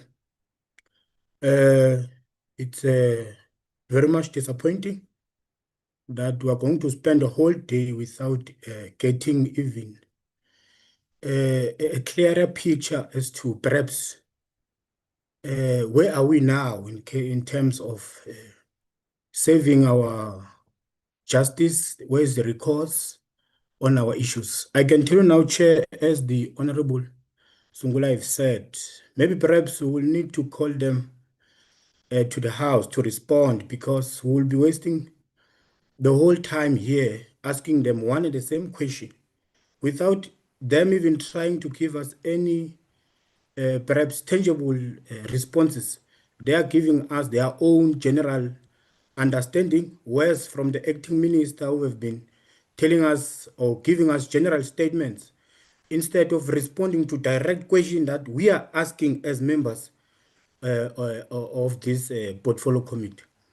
So, Chair, we are just doing another round now to do follow-up questions with the hope that maybe perhaps they will give us justifiable responses, but I doubt. But maybe perhaps we'll hear from them now as they respond to our questions. Chair, I asked the question earlier on, and I can state it now that there is no clear response. I think it's just two questions. One of them says, the presentation states that all the recommendations from both the public protector and IPID were complied with. If that's the case, what measurable reform or accountability mechanism were actually implemented beyond initiating disciplinary proceedings? Just to further explain it, Chair, we all agree that there are several cases that were found by IPID here. Evidence of misuse of state resources, unauthorized investigation, false travels, and conduct that brings SAPS into disrepute. Those are cases which are there. Whether you are saying they are not guilty or they are guilty, those are cases. What are the reforms that were taken beyond just disciplinary hearings? Are we saying after they were found not guilty, nothing was then, no actions were then taken thereafter as recourse, or perhaps no action were then taken to try and hold those that use false travel claims, apprehended members without any case that was open, tortured members of the public or tortured the victims. In fact, they also kidnapped them. So are we saying to all those claims, Chair, if they were found not guilty, does that mean or suggest that there is no case that it's being persecuted, or there was no perhaps form of corrective measures to those SAPS members who happened to participate in those illegal, unlawful participation? Are we saying there's nothing? And if there's any, can you be honest with us and tell us that beyond the initiated or beyond the disciplinary proceedings that were taken by SAPS, these are the measurable reforms or accountability mechanisms that were actually implemented? Tell us here, take us into confidence that these were the members who commit from the SAPS, who committed the following, and then these are the following members who were then put into test, or perhaps who were made to account on all the following wrongdoings. Can that be responded directly without giving us general statements And lastly, Chair, before I sum it up, we must be clear to SAPS members and IPID and even the Hawks that those that are giving you this false mandate to protect them, those individuals will soon be arrested, and after them, it will be you who will be arrested. Thank you very much. Thank you, Honourable Khoza. I then go to the Honourable James.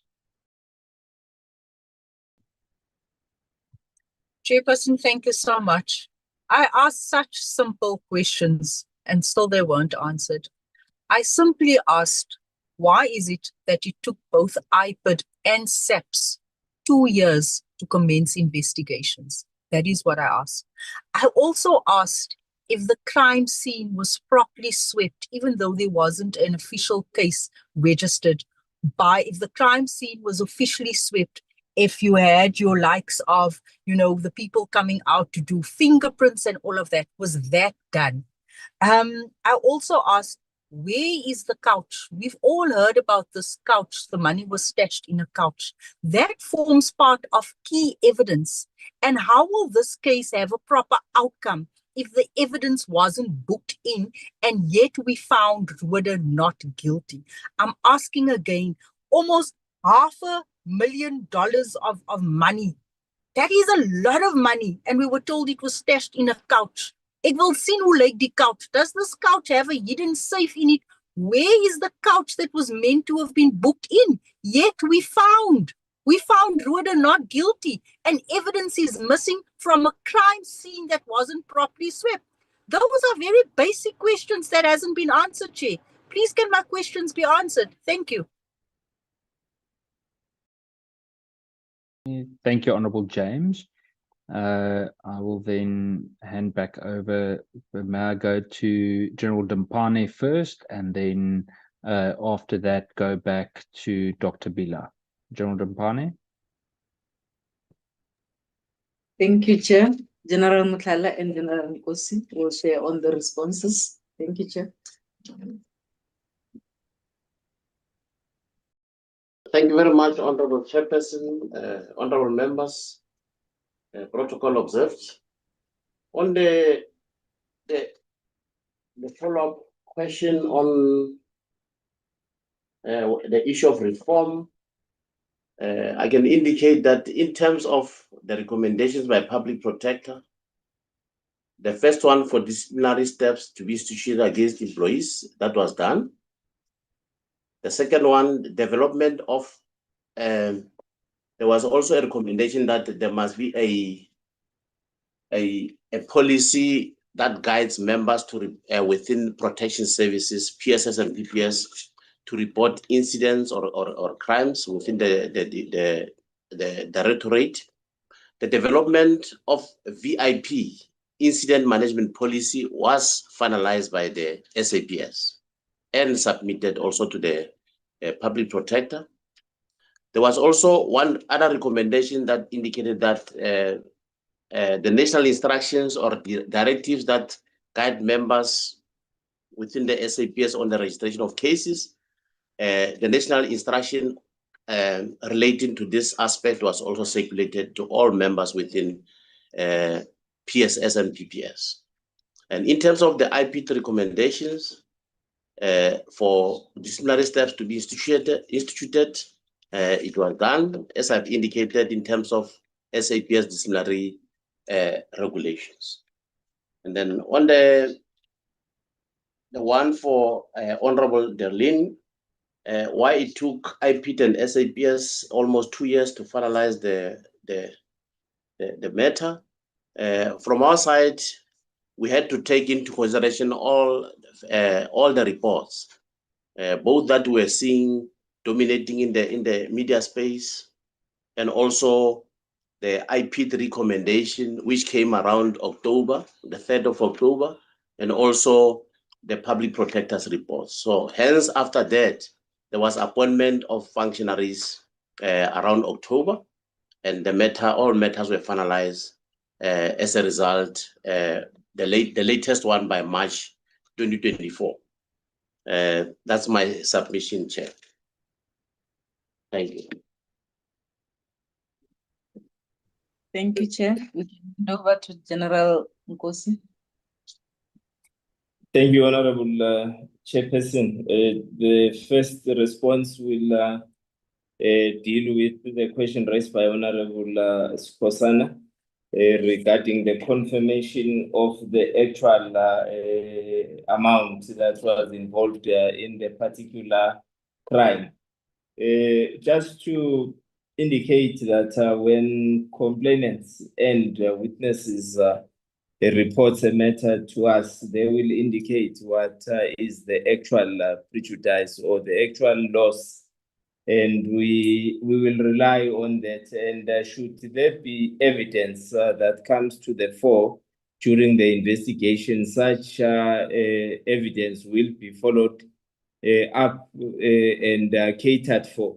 But I can assure the committee that what was reported to us and investigated was also presented in court during the hearings. It was acceptable, and that is how we also managed to. We had a strong case, and that's why we are done with our case now. And it remains for the defense to lead its case on the matter. And on the question raised by Honorable James, just to deal with the time delay, I just want to indicate that it is alleged that the crimes occurred in 2020. And the report that was received by the SAPS about the commission of these offenses was only in 2022. That is why also the case reference numbers, they reflect the year 2022, because that is the time when the crime was reported to us. So we investigated, and also our members, when they handled this matter, visited the crime scene, and the coach, which is inquired of, was not found at the premises. And I think, not even think, the evidence that has been led up to now in court is sufficient to prove the actual theft. And during the leading of the evidence, the coach was not the subject of the debate or evidential material that was questioned in court. I can just end there. I think I have responded to the two parts that required the DPCI. Thank you, Honorable Chairperson.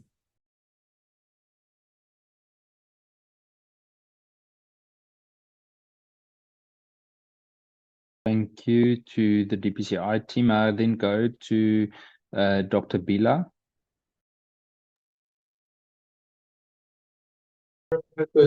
I just want to firstly deal with the question from Honorable James insofar as the timelines are concerned. It is on record that the matter was brought to the attention of IPID on the 11th July 2023. Hence, with 2022, my apologies for that. And that is where we started our investigation. So the time lapse between 2020 and 2022 is accounted for based on the time we received the allegation. And it was received from Honorable Zungula, who is also in the House. There was a question from Honorable Skosan insofar as what were the charges against General Rod and Sergeant Ricoto. Mr. Felakai will deal with such, and also questions from Honorable Zungula. Over to you, Mr. Felakai. Thanks, Doctor. I will start off by talking to the questions that were posed by Honorable Skosana as to what were the charges that were made against the general as well as the sergeant. Number one, Honorable Skosana, it's not reporting prescribed offences in terms of Section 13, subsection 2 of the SAPS Act 68 of 1995. And we have details on the presentation there. And then B, conduct an undercover investigation and lawful apprehension of suspects.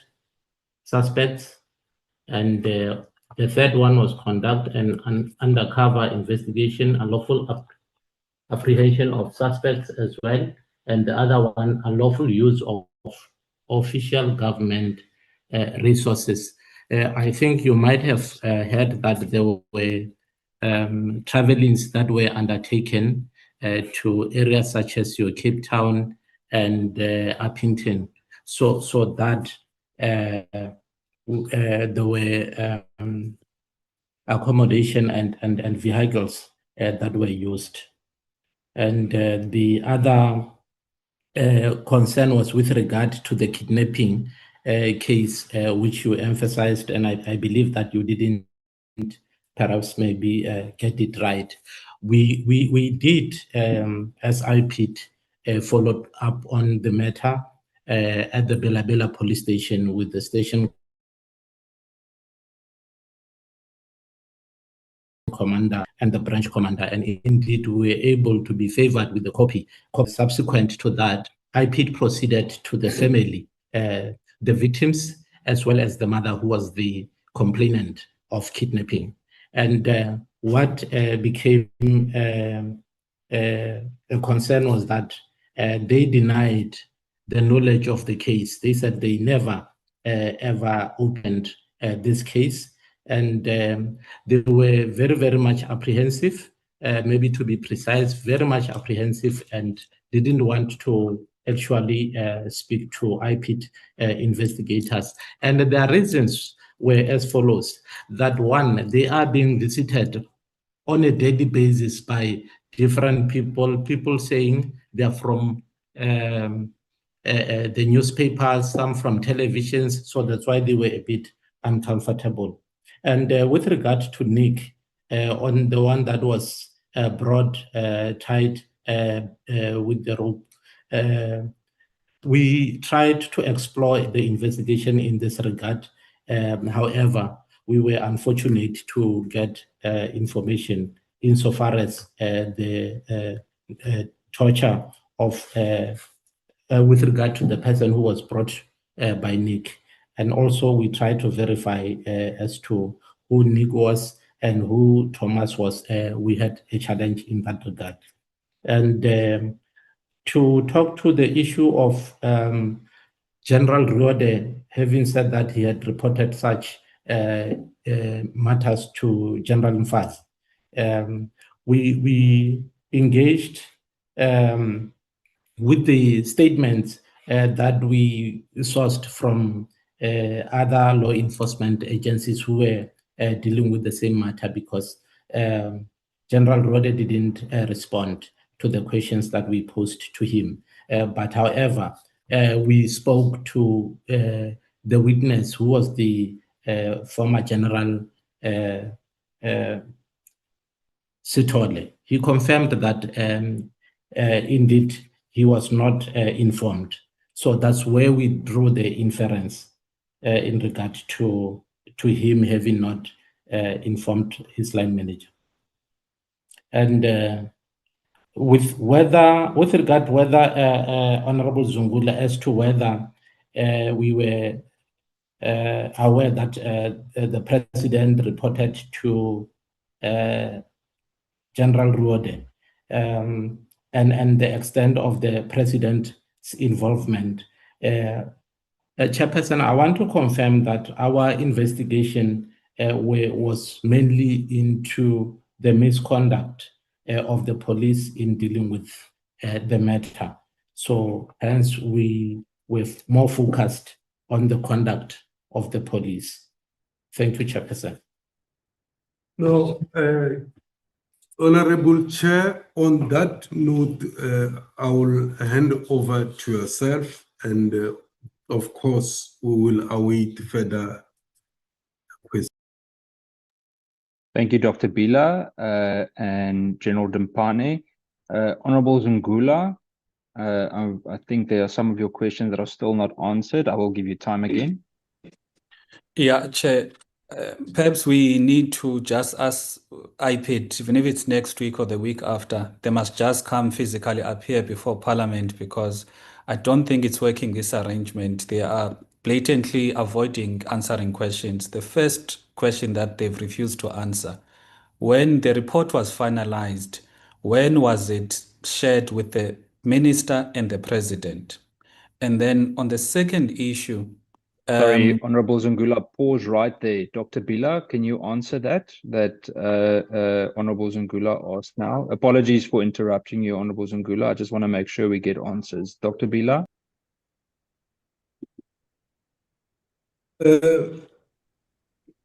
Chair, what we normally share is the outcome, not the report.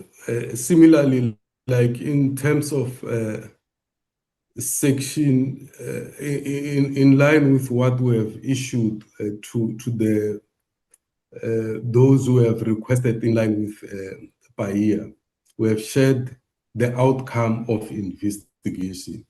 The report remains very much with ourselves, and we do not share. What's that? Thank you, Dr. Bila. Before you continue, Honorable Zungula, I see Minister Kachalia would like to give clarity. Just give a second, Minister Kachalia.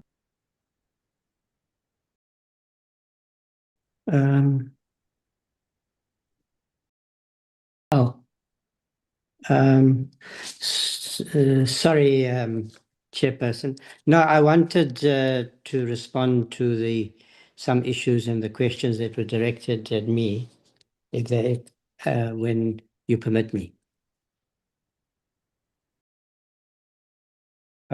Minister, I will come to you now. I'm just trying to get clarity on the questions by the Honorable Zungula. Dr. Bila, apologies if it sounds like we're just being difficult, but it's a very simple question. When was the report given to the President, and when was the report given to the Minister?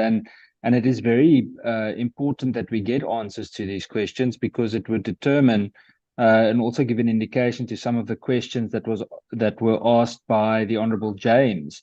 It would give us a good indication of the reason that things have actually been taking so long, and whether there was any undue influence. Honorable Zungula, may I ask that you continue with your questions, and maybe we can try again then with Dr. Bila. Honorable Zungula. Thank you, Chair. The second question I asked was in relation to the evidence that suggests that indeed there was an unlawful instruction from General Mfazi. I asked for evidence. What evidence? You said you worked with other institutions, yet 7.33 of the Public Protector report states that there is no proof that Rode reported the matter to General Mfazi. So can you provide evidence? What evidence do you have that suggests that General Mfazi did give this instruction, and was it an instruction to do an assessment or to conduct the rogue operation? That's the second one. I'll wait, Chair, because I'll wait for the answer, then I'll go to the last question. So, Honorable Zungula, am I understanding you correctly for your second question? That's an answer that needs to be given by SAPS, correct? Or by DPCI? IPID, because IPID says on their report in terms of 4.11 and 5.2.2 that there was an unlawful, yeah. Okay, now I understand. You want clarity from that side of the report. Okay, Dr. Bila? No, thank you, Honorable Chair. The sharing of a report was after informing him that we have declassified the report, and because the decision was independent. So, and it was important because questions which come from Parliament goes to the minister to say, asking about classification as much as we become independent in terms of responding to that. But that was upon us informing the minister that I cannot have the exact date, but that was after we had informed him that we are declassifying the report. And we were not asking for either recommendation or approval. It was just for noting. So I can indicate upon that there were safeguards. I cannot remember the exact date. Thank you.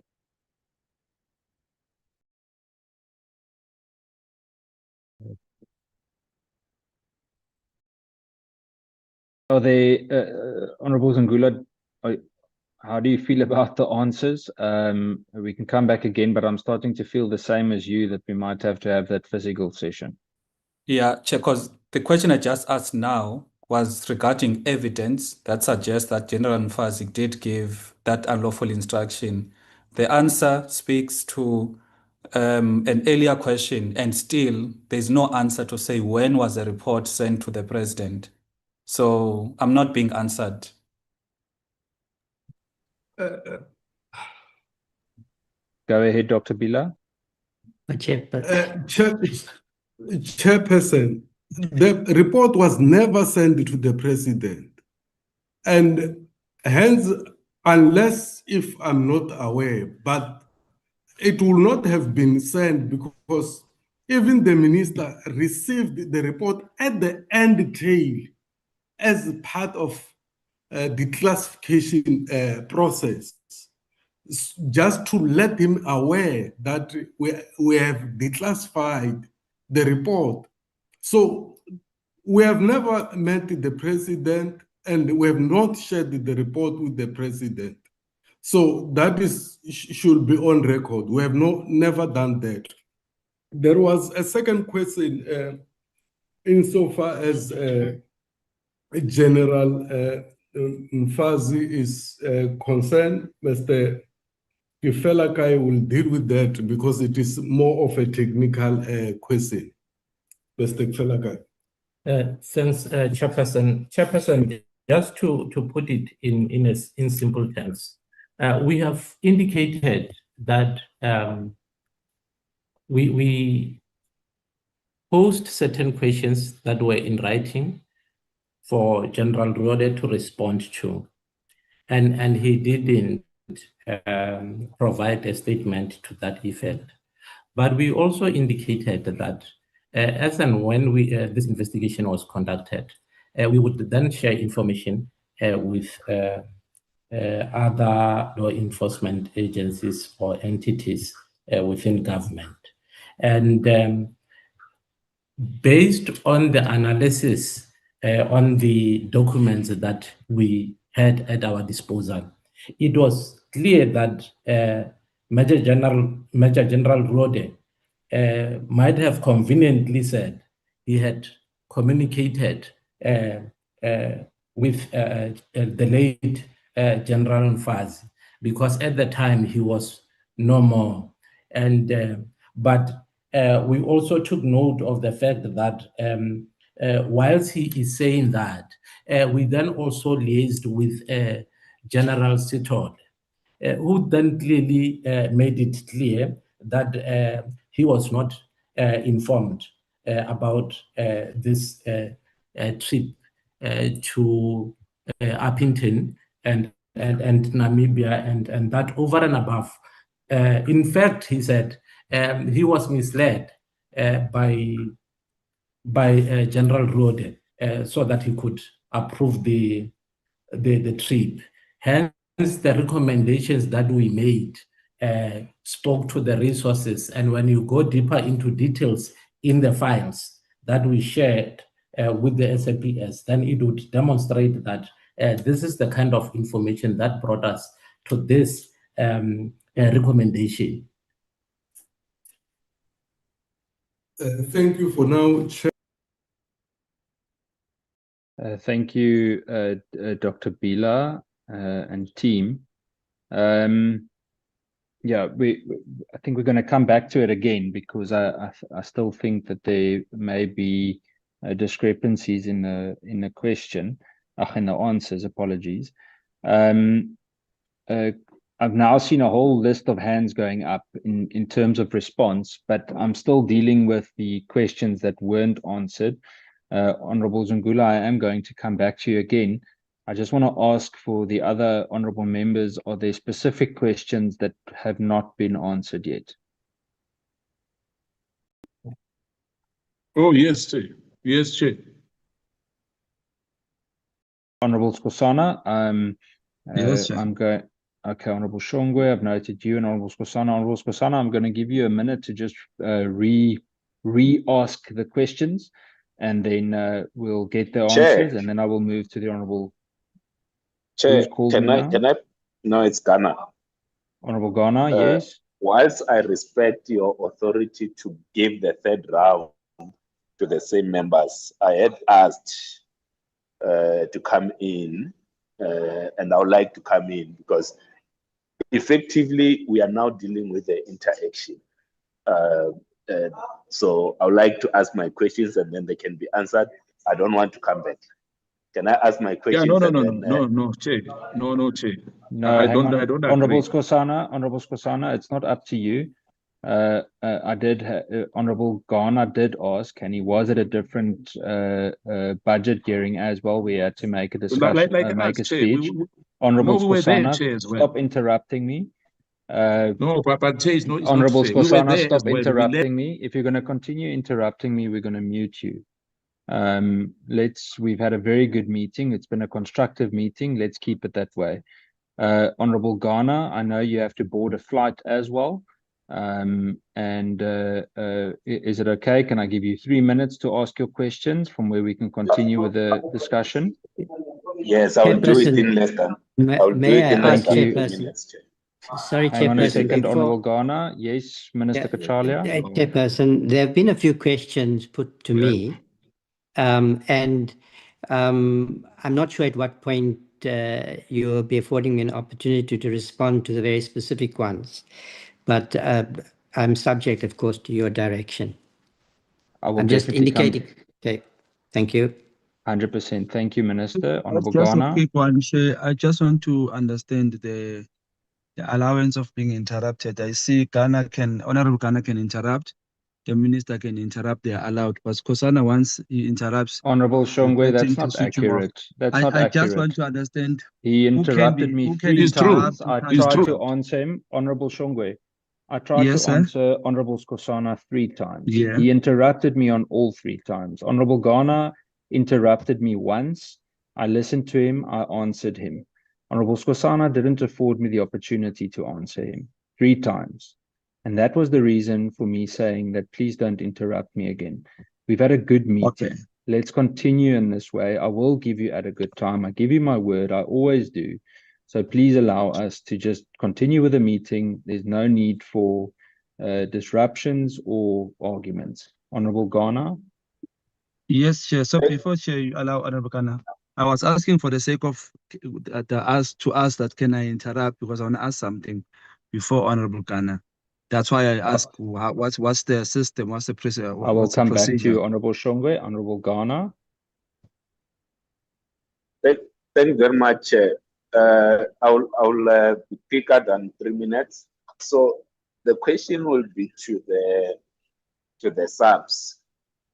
So having considered the IPID report, if there's one thing that's not coming clear from the SAPS, and I was hoping that this SAPS will have given a bit of meat in terms of the kind of a hearing that happened with all the findings that IPID has found in relation to this particular matter. What was the nature of the hearing and what was the defense that was offered? Because unlike in the case of the the IPID, where we do have a report, it tells in terms of the, it gives a background in terms of what transpired, their investigation and so forth. SAPS only says to us that, let's say, Major General Rode was not found guilty on all charges. I don't know what that means. So they looked at the report from IPID.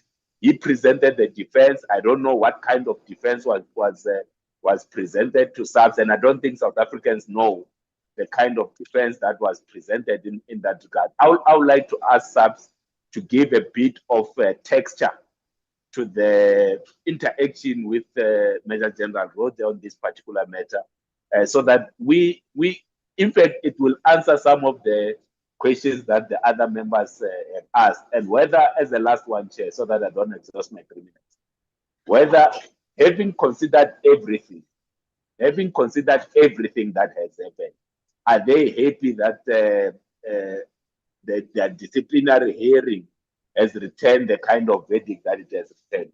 Thank you very much. I'm happy with all the other interactions. Thank you, Honorable Ghana. I appreciate your brief questioning. Colleagues, I would like to give the acting minister an opportunity, but I would like us to just finish the questions of clarity. So please don't add more hands for now. May I ask the Honorable Zungula and Honorable Ghana just to temporarily lower your hands so that I can just finish the questions that are left over from the Honorable Skosana, followed by the Honorable Shongwe, followed by the Honorable Dereko, from where we will continue to a next round. Honorable Skosana. Chair, I'm going back to that issue again. Is this not the next round? Am I right? Not yet, Honorable Skosana, unless you would like to add it to the next round.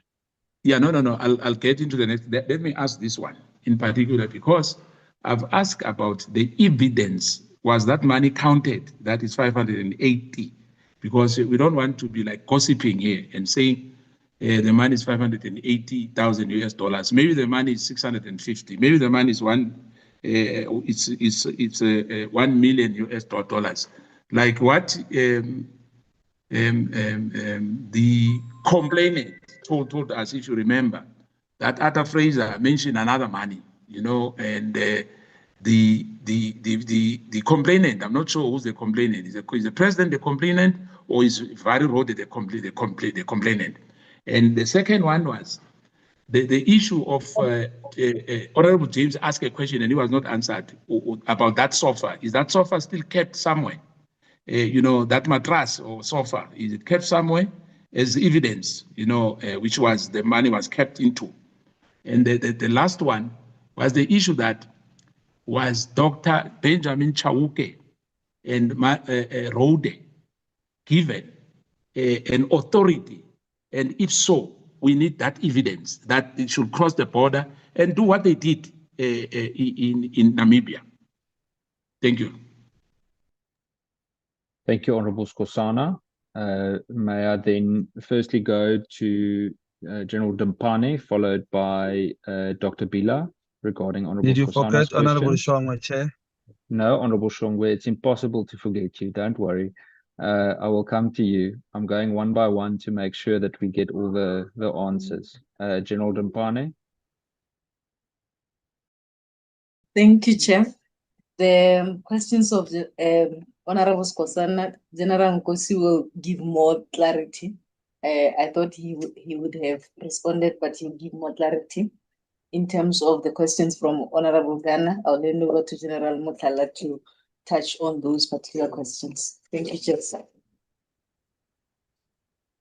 Thank you very much, Honorable Chairperson, honorable members, Minister and Deputy Ministers, protocol observed. On the question from Honorable Ghana, whether there was evidence, the evidence that was led and what was the defense. Like I explained also earlier on,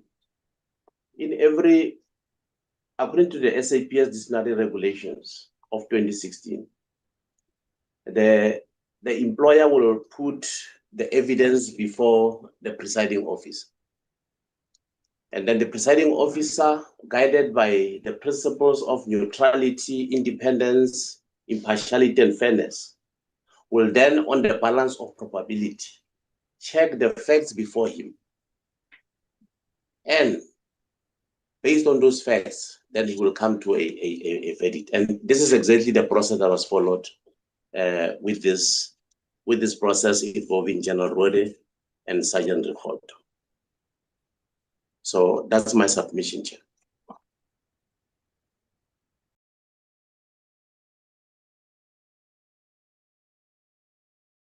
Yeah, we hand over to the on the questions of clarity from Honorable Scosa.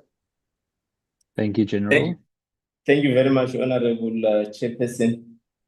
First, obviously, to start with the question whether the money was counted or not.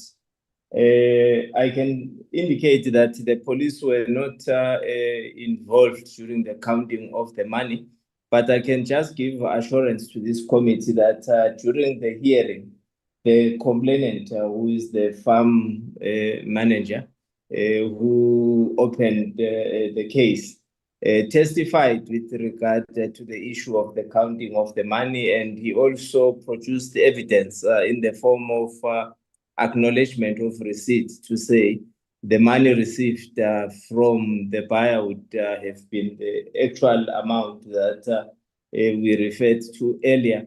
So the data, in my view, caters for the counting that the counting obviously would have been during the transaction time.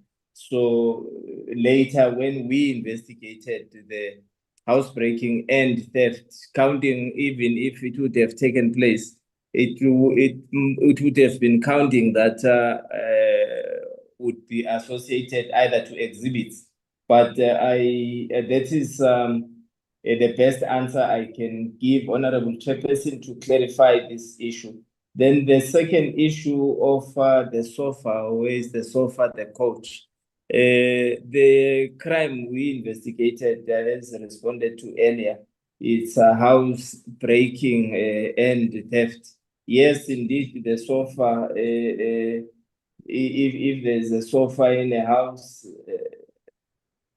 it is part of the furniture, but the crime is housebreaking and theft, and it's not the theft of the sofa, it's the theft of cash. So the actual exhibit for us to focus and find is the cash. That's why then also during the process of the investigation went further to identify the proceeds of the crimes. That's why you've got now the different forfeiture orders that we ultimately obtained in collaboration with the NPA. Thank you, Chairperson. I can just end there.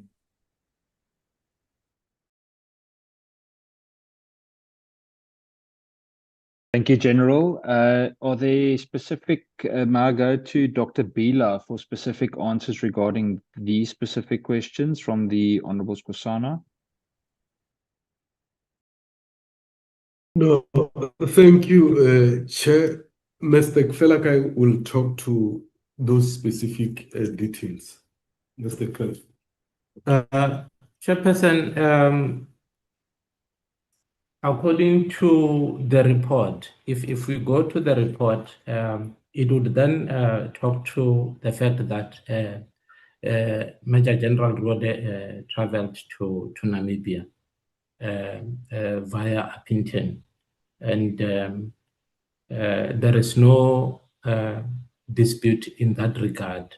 But the IPID recommendations was to say the resources to travel from Pretoria were misused. Hence, we made negative recommendations to that effect for SAPS to look into.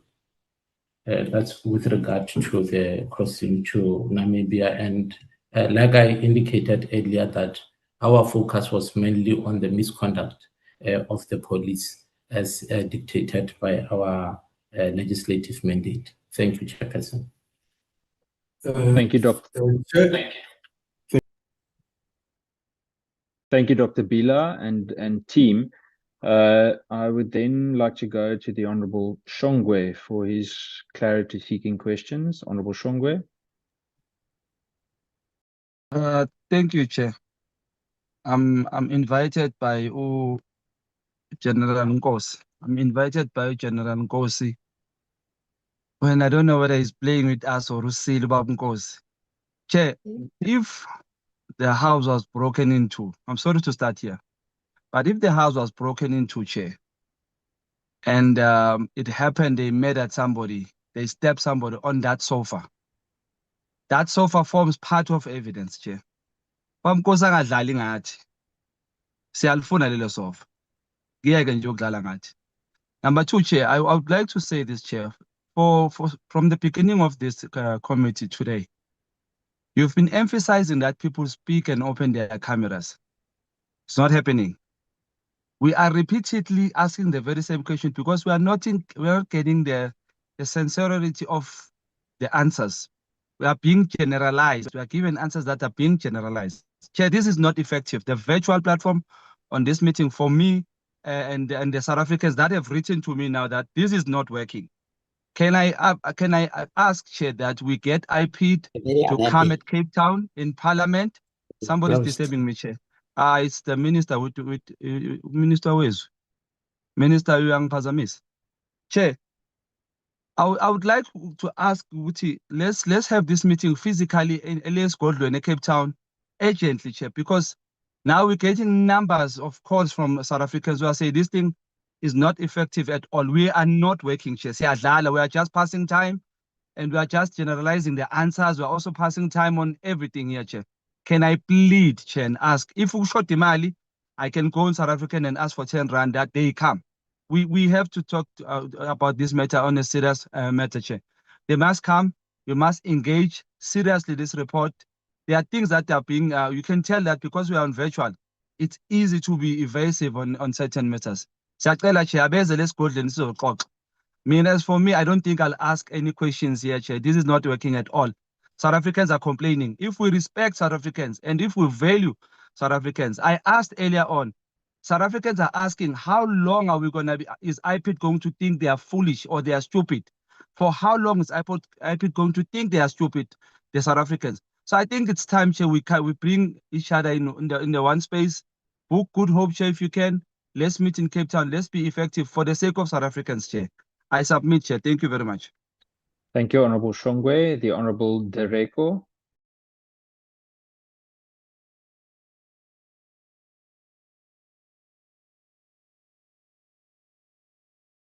Honorable Dereko.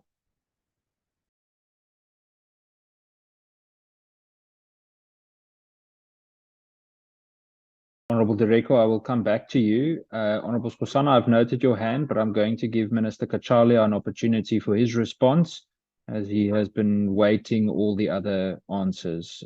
Minister Kachalia. Thanks, Chairperson, and apologies to Member Shongwe.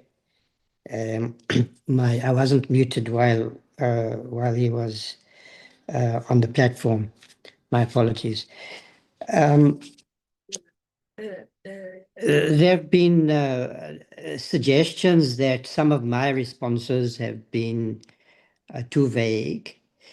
I'm happy for members to clarify where I have been, because I will endeavor to provide fuller answers where I think it falls within my knowledge and my mandate. Now, as far as from my point of view, there are two matters on which I'm able to provide and should provide a response. Otherwise, I do not feel that I have been vague or evasive.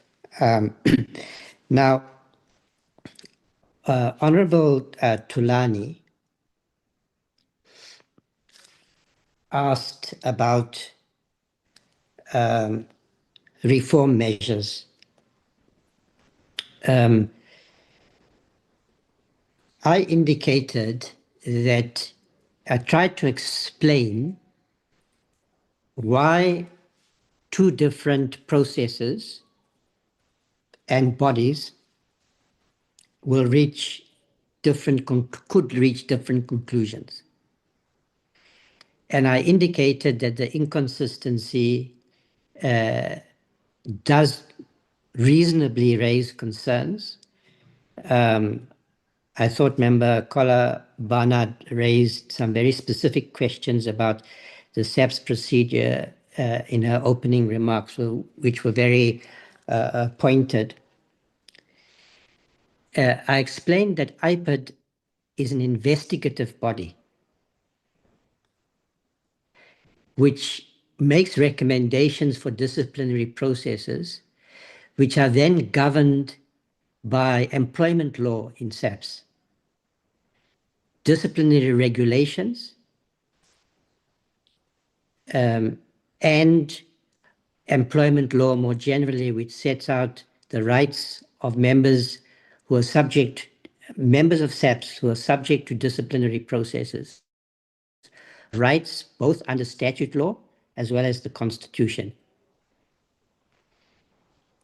And the disciplinary process it's the analogy I would make is that if the police investigate a matter, the decision is then made by prosecutors to proceed, and there's then a trial.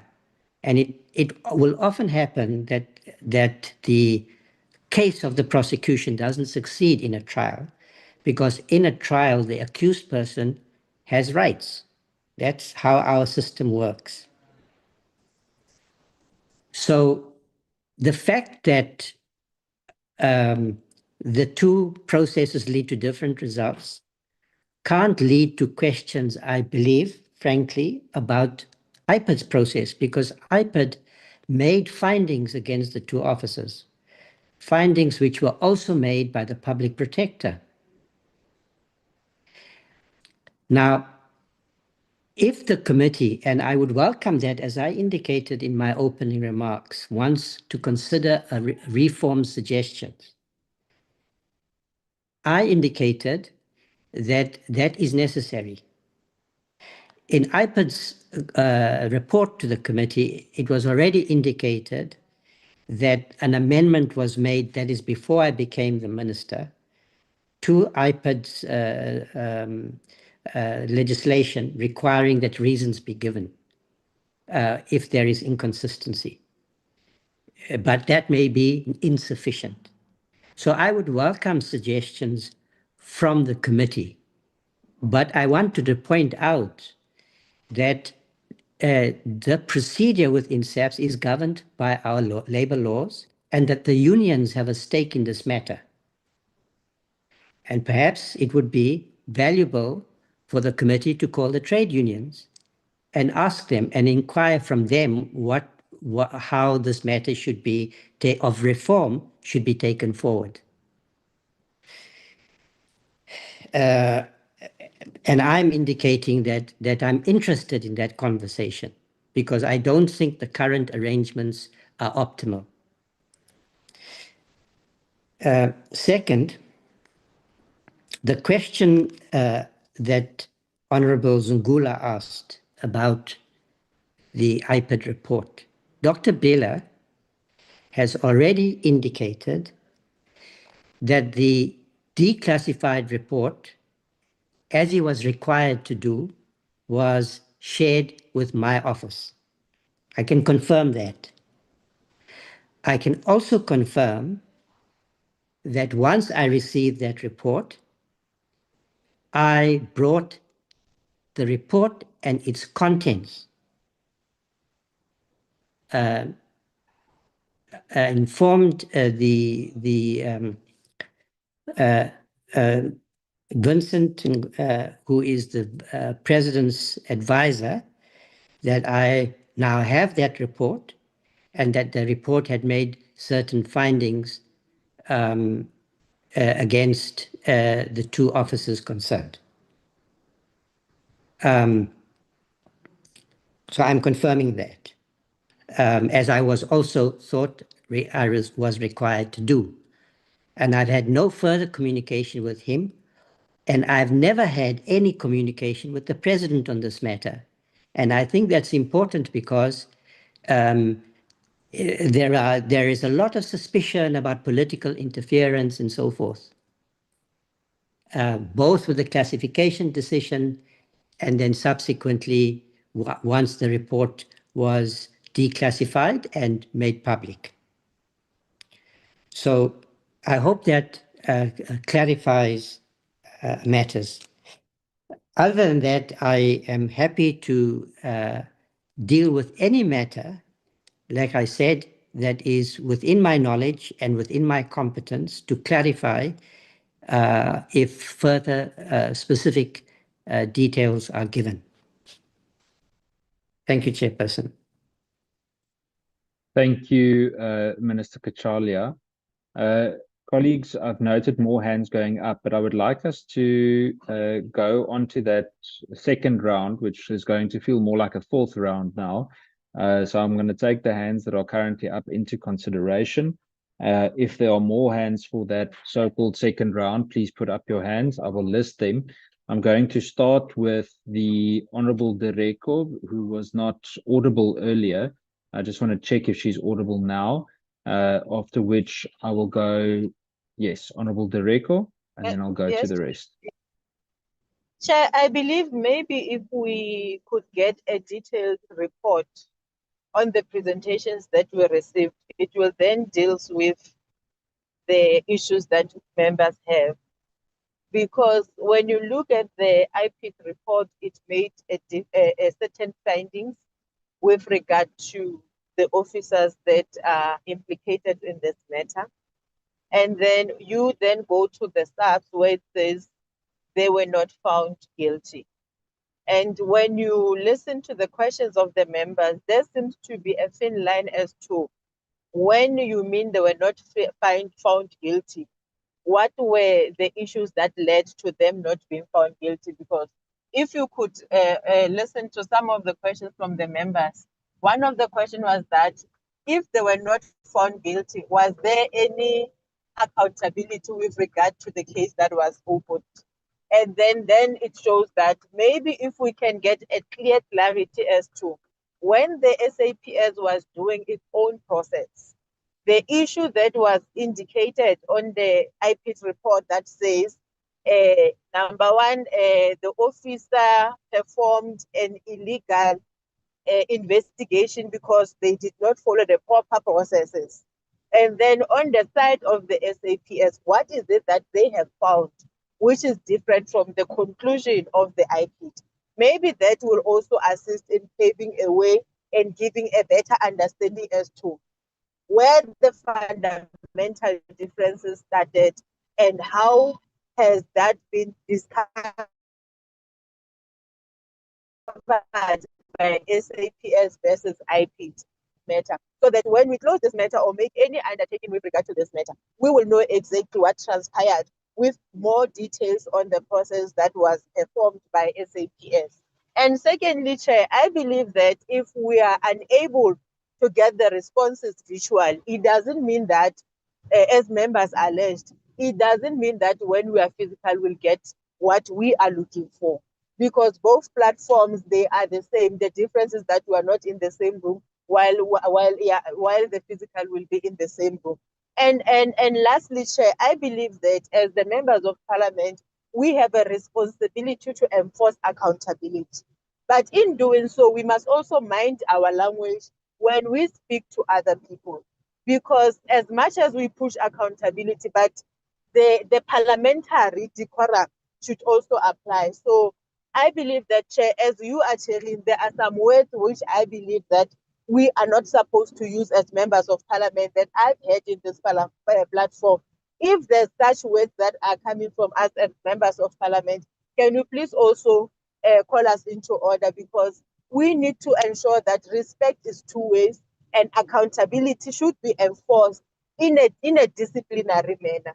Thank you, Chair. Thank you, Honorable Dereko. I then move to the Honorable Zungula. Chair, don't forget about me, please. I promise I won't, Honorable Skosana. I've noted your name on the list. Chair, before I ask the other questions in the second round, the first thing I need to state is that this report is very important because it speaks to IPID, which is supposed to be independent, conducting an independent investigation into an unlawful conduct of police who abuse their power, conduct an unlawful investigation, they torture people. So our questions here were not just on an exercise that is like ticking a box. We want proper information so that we can account to the people. And the issue that I'm having with this report, I asked specifically about the evidence that suggests that General Mfazi did give an unlawful instruction. Few minutes ago, Mr. Lefalakai says, firstly, General Rode did not submit or answer questions. And then when I asked when or where is the source, therefore, of that conclusion, because the conclusion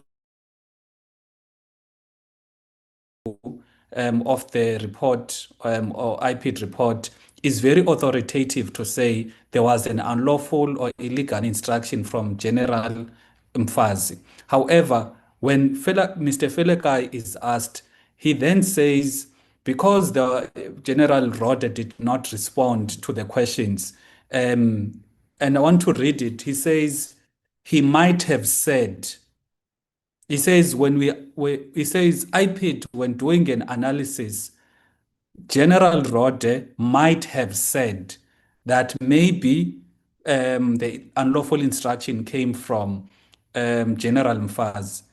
Chair, General Mfazi is deceased. His family is distraught that now you are going to have a case whereby he's going to be blamed for something he did not do. So it's very disappointing from IPID. Instead of doing their work, they want to apportion the blame on an illegal instruction, illegal investigation, on someone who's not even alive to, to clear his name. So that is the first issue I wanted to raise. The second issue I wanted to raise is that when I was asking about the level of involvement of the president, because I said it cannot be that a president will inform General Rode about the theft 2 times in Addis Ababa and Hyde Park, and then all of these things happen in the farm of a president. The torture, where did it happen? Because 4.14 and 15 of the report, when you tie a person with a rope, and that is torture, especially because there was not even a case answered, so you can't even be saying that it's something else. That is torture. That torture happened in the private farm of a president. However, IPID here is running away, not wanting to. Yes, and it's something that is in the report, by the way. IPID is running away from confirming that is the case.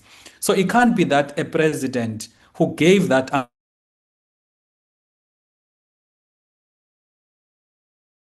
issued by the presidency in June 2022, that statement is very clear that the instruction was for Rode to investigate.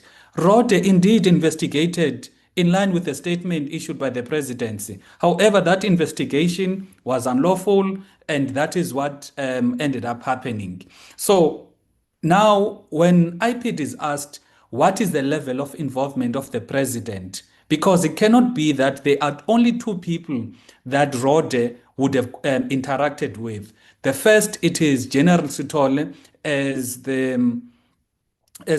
National Commissioner of Police. General Sithole said he knew nothing about Phala Phala. The second person is the president, because he's the political principal that Rode was protecting, and he is the one that gave that instruction. So it's very disappointing that they then would not have looked into how the president would have been involved, especially in light of this evidence.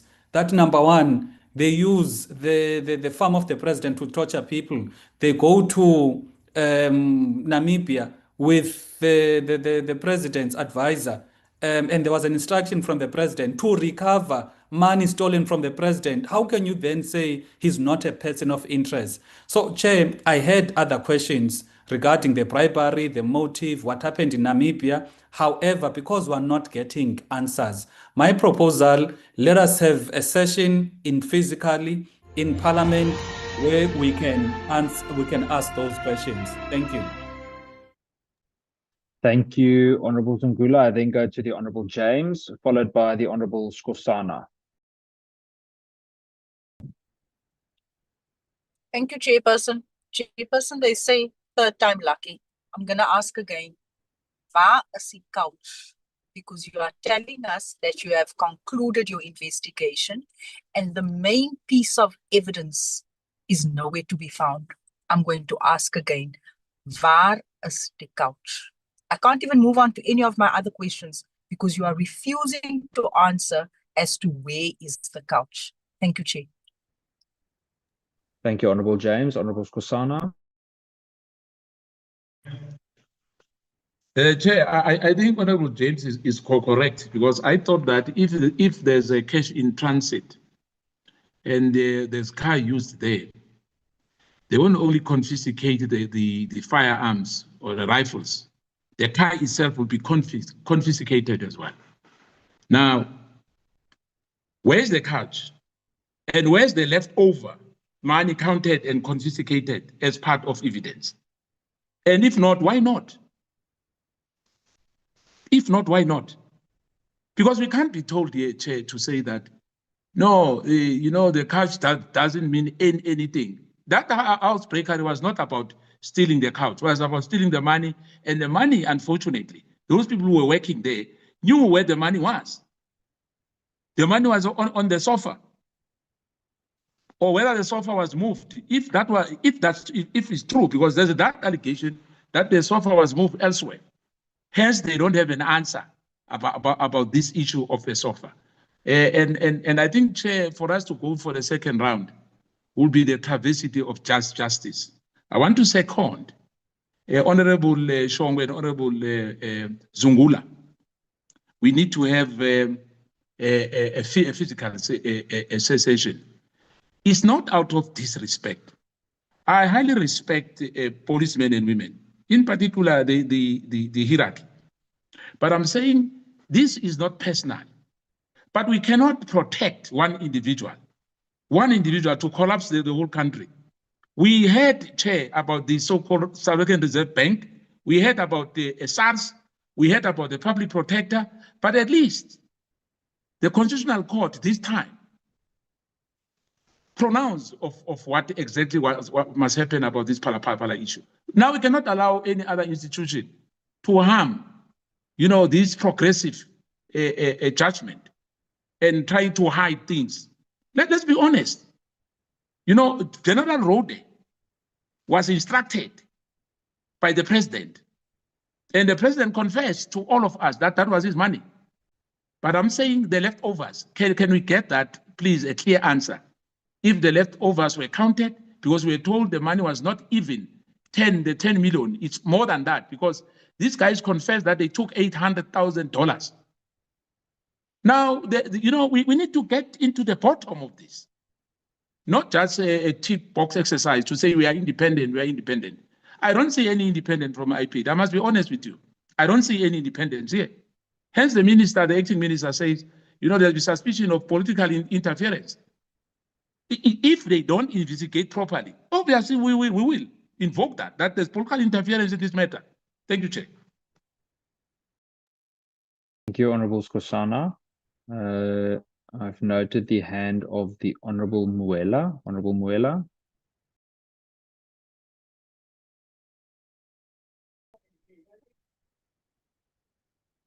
Thank you very much, Chair, for the next bite. But I think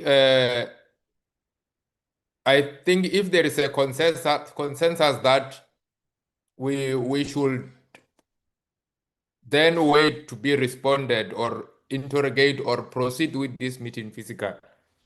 I don't know if that is the view that Chair will following, because it will be it will not make any justice to me to proceed with the question that I will want to ask, if that is the view that we are taking,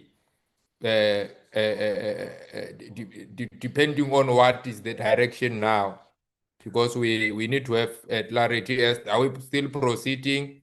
If we are agreeing that we are going to meet physical, it means we should not be wasting more time for South Africans to proceed with this meeting if we are not going to, if we are saying the responses that we are getting are not proper and we should be meeting physical. I need clarity from you, Chair, so that you give this meeting a direction, because we have been sitting in this meeting since 2 o'clock,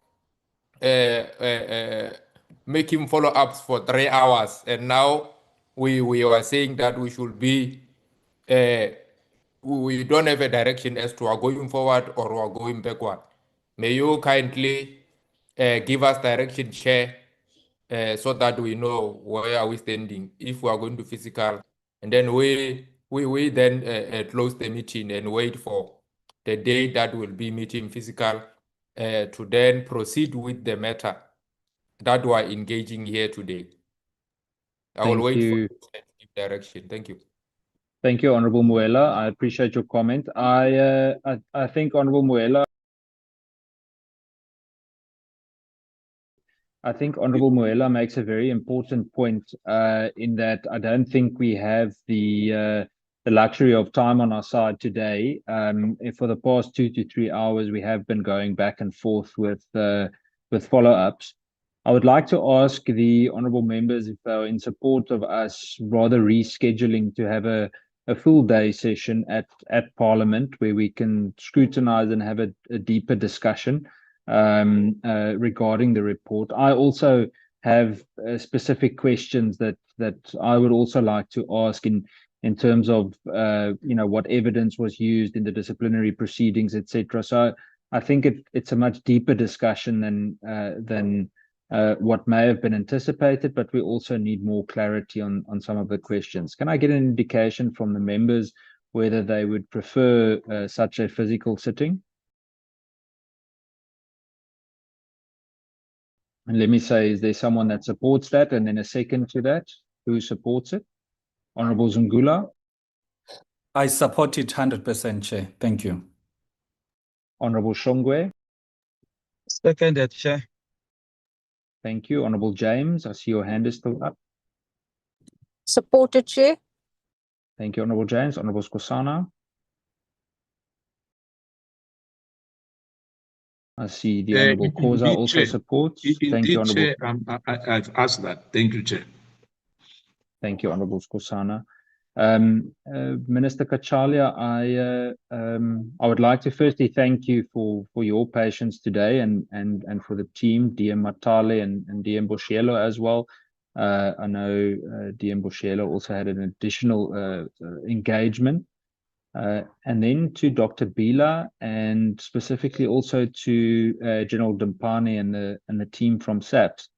I hope you understand the reasoning from the members that we would like to have a better quality engagement with you and see how we can find answers to some of the questions. I would like to give a very brief opportunity to Minister Kachalia for possible short closing remark before I will close the meeting. Minister Kachalia.